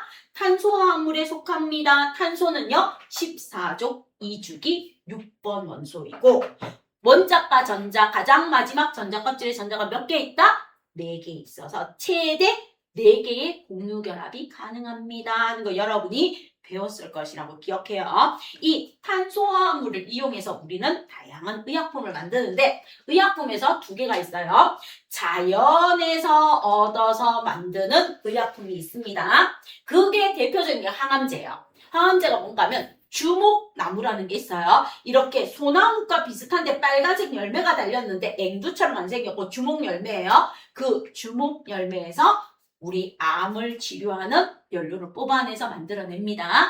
이렇게도 만들어주고, 그 다음에 합성, 아예 합성으로 아스피린과 같이 합성으로도 의약품을 만들어주고, 그 다음 자연에서 뽑아서 합성하고 생하고 합쳐서 바이오 의약품 해가지고 만들어주는 것도 있습니다 하고 봐주시면 돼요. 그래서 의약품의 개발도 무엇이다? 화학이 발전에 기여했습니다. 화학자를 얘기하는 거예요. 그래서 화학을 기본으로 해서 여러분이 만약에 바이오 케미칼 쪽으로 가시려고 생각하신다면 무엇을 전공해야 된다? 화학하고 생명과학하고 같이 하면서 화학의 진로 선택에서 2. 지금 화학은 화학 2 이렇게 안 쓰고 그냥 화학이에요. 그다음 진로 선택에서 화학, 진로 선택에서 생명과학. 그럼 옛날로 치면 화학이 화학원인 거고, 진로 선택에서 선택하는 게 화학 2고, 그래서 화학하고 생명과학하고 통합과학은 그대로 시험을 보고 그쪽으로 더 선택을 해서 공부를 하셔야 된다는 거.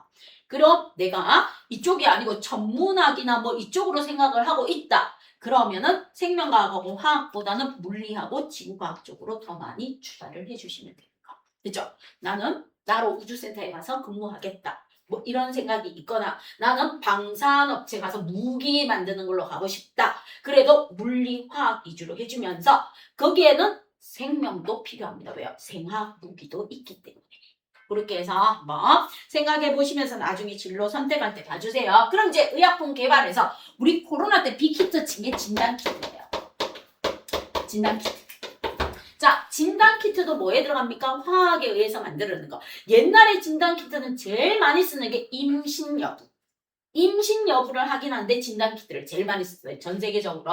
그래서 동물이든 사람이든 임신을 했나 안 했나 암컷의 소변에 찍으면 2줄이 나오면 임신, 1줄이 나오면 아닌 거. 제일 많이 썼습니다. 그 다음 코로나 때 전 세계로 히트를 친 게 진단키트입니다.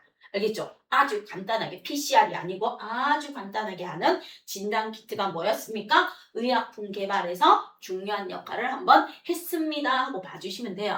그죠? 자, 그 다음 또 우리가 일상생활에서 무엇이 있습니까? 하고 물으면 신체를 대신할 수 있는 뭐가 개발되고 있다? 인공장기. 인공장기가 히트치고 있습니다. 그 우리 심장에 있는 판막이야. 태어날 때부터 판막이 부정확한 친구 인공판막을 수술해요. 그럼 옛날에는 이 인공판막이 열리고 닫히는 소리가 귀에 많이 거슬리게 많이 들렸대요. 근데 요즘은 기술이 발달해서 아주 적은 소음만 들린대요. 익숙해지면 못 느낄 정도로. 그리고 인공장기에서 여기 고막. 원래 태어날 때부터 선천성으로 고막이 없거나 또는 고막이 찢어진 사람들 소리를 들을 수 있게끔 수술해주는 와우 수술하는 인공장기 같은 거 이런 것들이 어마무시하게 정밀해지고 발전되어서 표시도 나지 않게 쉽게 수술할 수 있습니다 하는 것도 한번 봐주시기를 부탁드립니다. 그리고 이제 어르신들 무릎 관절이나 이런 거 나가십니다. 인공관절. 제일 많이 어르신들이 수술하는 게 무릎 관절이나 이런 인공관절 수술을 많이 하는데 이런 것들이 전부 다 뭐다? 현대과학기술에 영향을 미친 의약품에 들어갑니다 하고 봐주시면 돼요. 그죠? 자, 그럼 이제 마지막으로 누가 나옵니까? 하고 보면 신소재가 나와요. 신소재라는 녀석이 나오면서 뭐합니까? 우리가 사용하고 있는 재료의 불편함을 개선해서 뭐합니까? 좀 더 업그레이드 시키는 아예 새로운 소재를 만드는 게 무엇에 들어가요? 신소재에 들어갑니다. 그럼 이 신소재에도 누가 관여해줬다? 화학이 관여를 해줬습니다 하고 나와주는 겁니다. 그럼 이러한 신소재의 가장 대표적인 게 엔지니어링 플라스틱.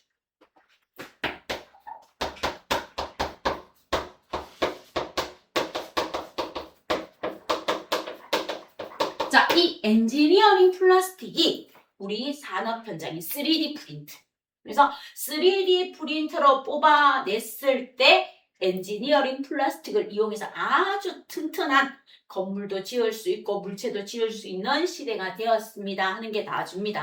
그래서 일반 플라스틱에서 성능을 업그레이드해서 만들어준 엔지니어링 플라스틱은 무엇에 들어갑니까? 엄청 가벼우면서 강도도 세고 요런 아이들이 신소재에 들어갑니다 하고 나와주는 거. 그 다음 이제 여러분이 많이 들어보신 나노가 들어갑니다. 10의 마이너스 9m. 자, 그럼 여기에서 적도가 들어가는 아이들은 통과해서 배웠어요. 우리가 거시세계, 미시세계 하면서 단위의 기본, 즉 길이의 기본 단위 국제 단위계에 등록되어 있는 길이의 기본 단위가 미터야. 그래서 모든 것은 미터로 써서 나노는 10의 마이너스 9고 10의 마이너스 9는 나노미터니까 나노미터 이렇게 단위를 써주는 겁니다. 그래서 탄소를 가지고 만들어줍니다. 탄소를 가지고 탄소는 육각형의 판상구조로 이루어져 있어요. 육각형의 판상구조로 이루어진 이 탄소를 가지고 나노 튜브도 만들고요. 플러렌도 만들고요. 그 다음 나노 탐칩도 만들고요. 나노 핀셋도 만들고요. 그 다음 나노를 가지고 탄소를 한 겹으로 얇게 떠서 뭐도 만든다? 그래핀도 만들어줍니다. 그럼 요것들은 지금 뭐합니까? 일상생활에서 많이 쓰고 있어요. 특히 그래핀은 어디에 많이 씁니까? 해수 담수화에 많이 써요. 저기 검은색 다이아몬드 팔아서 돈 많이 버는 국가들 있죠? 아랍에미리트부터 시작해서 쿠웨이트, 사우디아라비아 여기 있는 나라들이 뭐합니까? 해수 담수화를 이용해서 그 화려한 사막 도시 한가운데 폭포 쇼할 수 있죠. 인공호수에서 쇼할 수 있고 인공수영장이라든지 이런 걸 대단히를 할 수 있는 게 그래핀 기술입니다. 봐주세요. 그래서 탄소 나노튜브라든지 그래핀 이 그래핀 기술을 이용해서 뭐 합니까? 많은 아이를 하고 그래핀과 여기에 있는 디스플레이를 합칩니다. 그래핀 기술과 디스플레이에 OLED를 합칩니다. 액정하고 이거를 합치면 뭐 합니까? 우리가 미래에는 말고 다니는 TV라든지 말고 다니는 핸드폰이라든지 말고 다닐 수 있는 노트북 같은 걸 충분히 만들 수 있는 시대가 올 것이다. 됐죠? 연구를 하고 있고 지금도 시범적으로 활용하고 있습니다 하고 봐주시면 돼요. 신소재. 자, 그 다음 이제 신소재에서 우리 보는 게 무엇입니까 하고 나와줍니다. 스포츠용품이나 이런 데도 쓸 수 있지만 터치 스크린.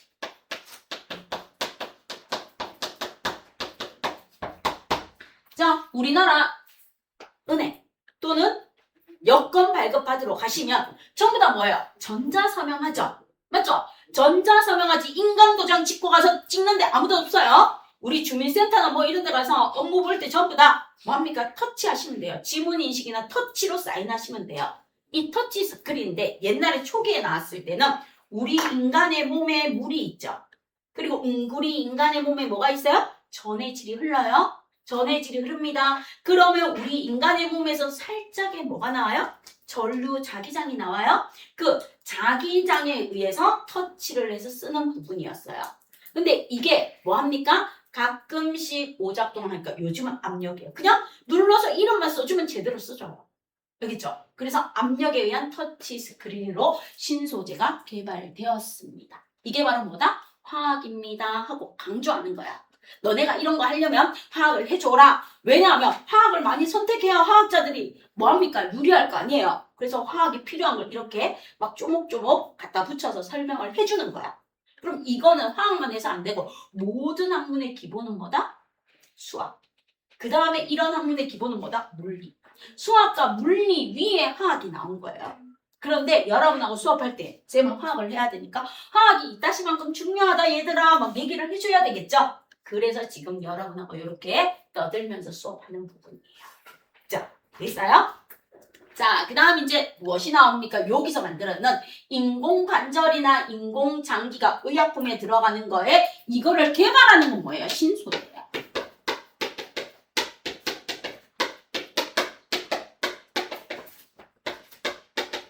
관절, 그 다음에 형상기억학급. 이런 아이들을 점점 업그레이드 하면서 만들어주는 거는 뭐에 들어간다? 신소재에 들어갑니다 하고 봐주세요. 형상기억학급은 여러분 나이보다도 훨씬 오래됐고 제 나이보다도 훨씬 오래됐어요. 형상기억학급은 인류가 뭐합니까? 최초로 우주선 발사하고 인공위성 쏘아 올리면서부터 나오기 시작해서 지금 역사가 거의 70년에서 80년 가까이 된 게 뭐다? 형상기억학급이고 그 다음 2021년도에 쏘아 올린 제임스 웹 위성에 형상기억학급이 업그레이드 되어서 최신의 신소재로 올라갔어요. 그 다음 요번에 그 허블 우주만원경을 쏘아 올릴 때 우주만원경의 총책임자로 엄청나게 인정받고 있는 여성분이 있는데 그분의 이름이 하여튼간에 그레이스가 들어가는데 전체 플레이는 모르겠어요. 영어에 약해서. 자, 그분의 이름을 따서 올 8월에서 9월 사이에 들어갑니다. 그러면 허블 우주만원경은 가시광선을 이용해서 우주를 연구하는 거였는데 거기에도 형상기억학급이 들어갔어요. 제임스 웹 위성은 적외선을 이용해서 우주 생성 초기의 별을 연구하는 데까지 갔어. 그래서 제임스 웹 위성이 지구의 우주의 역사가 138억 년인데 131억 년 전에 탄생했는 별까지 관측했어요. 그럼 2026년에 쏘아 올리는 낸시 그레이스 뭐 위성인데 그 위성은 암흑물질, 블랙홀의 신비까지 밝히기 위해서 이제 쏘아 올리는 시대가 됐어요. 그럼 이제 여러분이 이쪽으로 천문학 쪽이나 이쪽으로 관심이 있어서 가실 분들은 물리하고 무엇을 집중적으로 해주시면 되겠어요? 지구과학 부분을 연구하시면서 가주시면 됩니다. 됐죠? 이렇게. 그래서 기본은 뭐다? 수학이에요. 수학. 기본은 수학이에요. 그래서 여러분 대학교 갈 때 제일 중요한 과목이 뭐예요? 이런 거 과학도 중요하지만 제일 중요한 포인트는 뭐다? 수학. 일단은 수학이 탑건이 되시면 다른 거는 공부해서 올려서 여러분의 대학을 선택할 수 있는 폭은 넓어집니다. 그래서 여러분 부모님들이 끝까지 포기 못하고 시키는 건 수학이고 화학은 이런 발전을 했습니다. 자, 그래서 화학과 현대과학기술 사회의 발전에는 반도체가 있고 화학전지가 있고 디스플레이가 있고 의약품이 있고 신소재가 들어갑니다 하고 봐주시면 돼요. 점점점 인공장기라든지 인공관절 이런 것들이 처음에는 투박하게 나왔다 점점점 우리 인간과 거의 일사하게 그리고 화상 환자들을 대비해서 이런 인공 피부 있죠.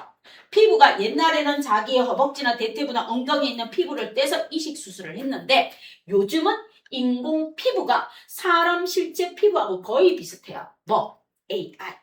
AI가 이렇게 만들어놨을 때 거의 사람하고 비슷하잖아요. 내 옆에 있는 아이가 요즘 자세히 보면 얘는 로봇이구나 하고 구분할 수 있지만 조금 더 세월이 지나면 내 옆에 있는 친구가 컴퓨터인지 아닌지 말 안 하면 알 수 있다 없다? 없다. 그런 시대가 오는 인공 피부. 너무나 우리 인간과 흡사한 인공 피부. 지금은 거의 80% 정도 유사한 기능을 할 수 있는 것까지 만들었대요. 그래서 이제 목표는 신소재에서 우리 인간의 피부와 거의 100% 일치하는 인공장. 그래서 심장도 인공으로 만들 수 있고, 뭐 콩팥도 만들고 싶고, 폐도 만들고 싶고, 간도 만들고 싶고, 뭐 부신이나 이런 것들 장기를 대체하고 싶다. 눈도 대체하는 거 이렇게 바꿔 끼면 새거로 바꿔 끼는 이런 시대에 가고 싶다 해서 목표를 가지고 연구를 하고 있는데 이때 많은 도움을 주는 게 누구다? 생성형 인공지능. 365일 24시간 파업하지 않는 그분이 많은 도움을 주고 있는데 여러분이 나갈 길은 그런 애들을 뭐 할 수 있어야 된다? 코딩할 수 있고 명령할 수 있고 프로그램 할 수 있고 활용할 수 있는 그 능력을 가지기 위해서 공부하신다고 보시면 될 것 같아요.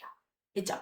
그래서 저도 제미나입니다. 챗GPT나 물어보고 맨날 결정을 해요. 걔들한테 아까는 잼민이가 되어가고 있지만 여러분도 많이 물어보는 잼민이가 되고 있죠. 그죠? 그거를 따라가지 말고 지배하는 사람이 될 수 있는 사람이 되는 거.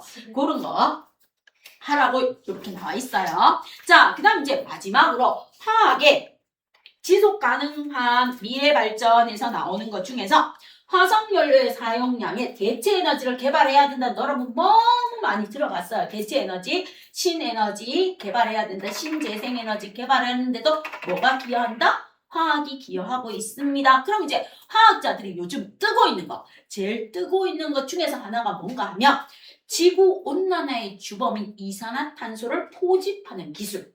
CCSU라고 합니다. 이산화탄소를 포집해서 활용하고 저장하는 기술. 자, 어떻게 하고 있습니까? 하고 물어요. 대기 중에 이산화탄소를 모아요. 모아서 얘를 어마무시한 힘을 줘서 바다 밑에다 빵 하고 쏘아요. 빵 하고 쏘아서 바다 밑에 들어갑니다. 바다 밑에 들어가면 물이 누르는 수압이 있겠죠. 수압이 있겠죠? 그리고 바다 밑으로 들어가면서 얘가 뭐해요?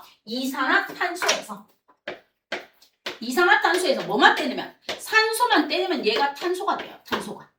탄소가 됩니다. 그래서 이산화탄소를 아주 높은 압력을 줘서 빨대 같은 걸 이용해서 여기에서 훅 하고 불어서 바다 밑 땅속으로 빵 하고 쏘아 넣어요. 빵 하고 쏘아 넣으면 바닷물에 수압하고 압력이 있으니까 얘가 올라온다 못 올라온다? 못 올라오고 빵 하고 들어가서 뭐 하고 반응해요? 산화칼슘성분하고 반응해요. 그래서 탄산칼슘이라는 석회암으로 저장시키는 탄소 포집 활용 저장 기술이 뭐다? CCUS 기술이 있습니다 하고 봐주시면 돼요. 그래서 카본 뭐 여기에 영어 있을 거예요. 카본 캡처 유틸리제이션 스토리지에서 CCSUS 기술이 있습니다. 요게 지금 뭐 하고 있는 거예요? 뜨고 있는 거고 상용화하고 있습니다 하고 봐주시면 돼요. 됐죠? 요까지가 끝입니다. 자, 그럼 이제 개념 확인 문제 풀고 오늘 수업 마무리합시다. 자, 13쪽에 있는 핵심 체크는 같이 할 테니까 밑에 있는 문제만 여러분이 한번 풀어보세요. 1번에서 5번까지 밑에 있는 문제만 한번 풀어보시기를 부탁드리겠습니다.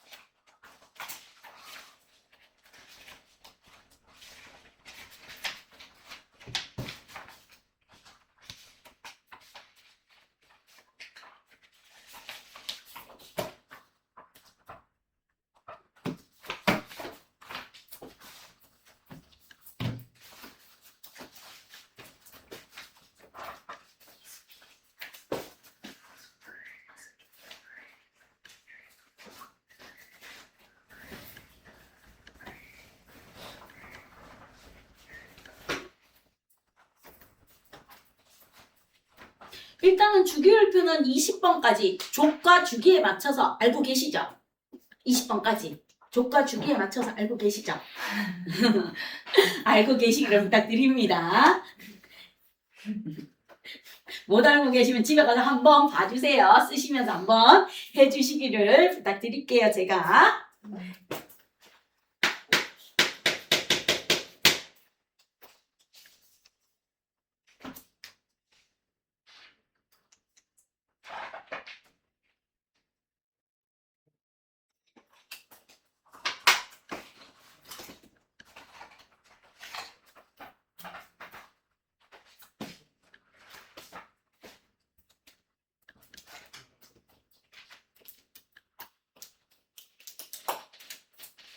자, 그럼 이제 마무리합시다. 핵심 체크. 화학과 인류 문명이 우리 인간의 의류, 의식주, 생명 연장에 대한 문제를 해결해 줬다는 겁니다. 암모니아 합성은 질소 비료의 원료인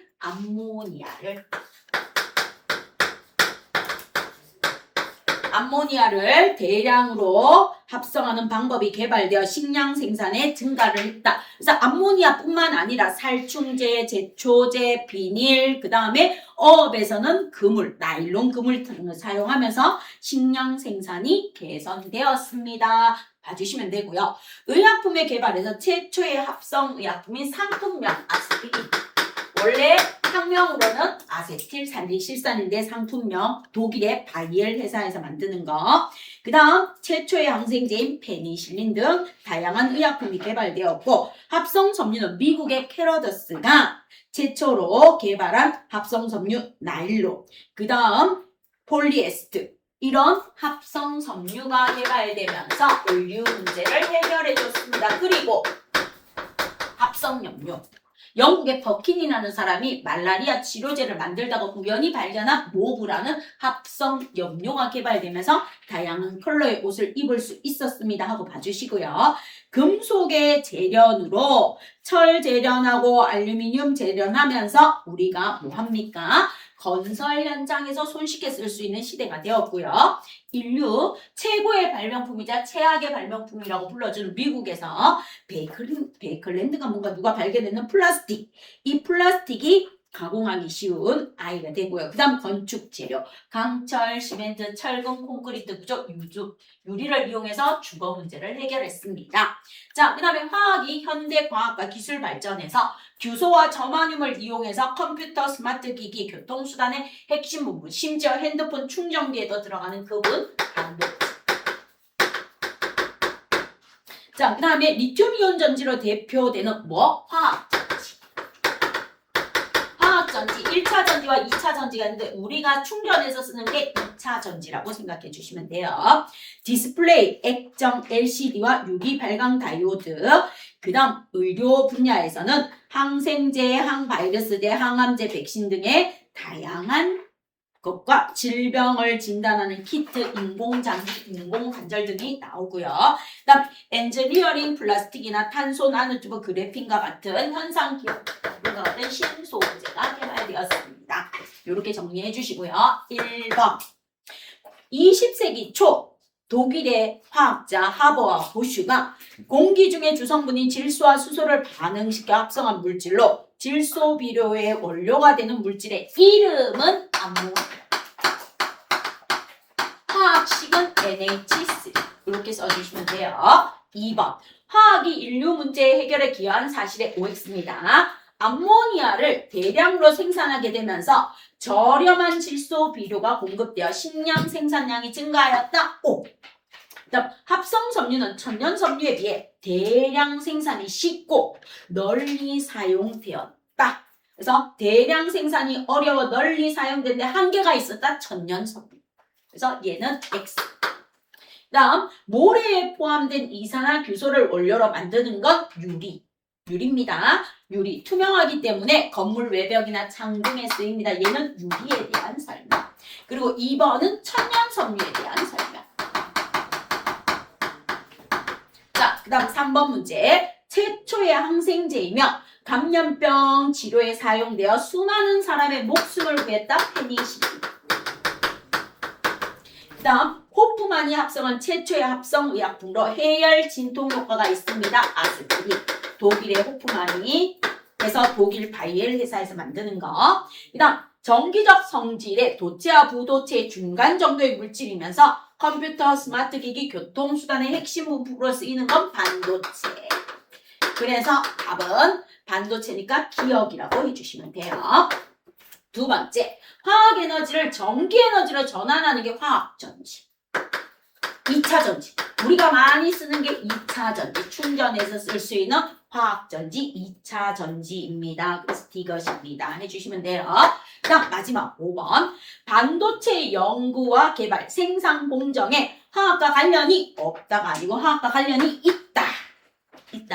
화학은 더 안전하고 효율적인 화학전지를 개발하는데 중요한 역할을 수행하고 있다. 맞고요. 그다음 자연에서 존재하는 물질을 모방하거나 인공지능을 이용해서 다양한 합성 의약품이 개발되고 있습니다. 5. 사고로 신체의 일부를 잃거나 질병으로 신체의 일부에 기능에 이상이 생긴 경우 이를 대체할 물질을 개발할 수 없다가 아니고 있다. 이게 신소재.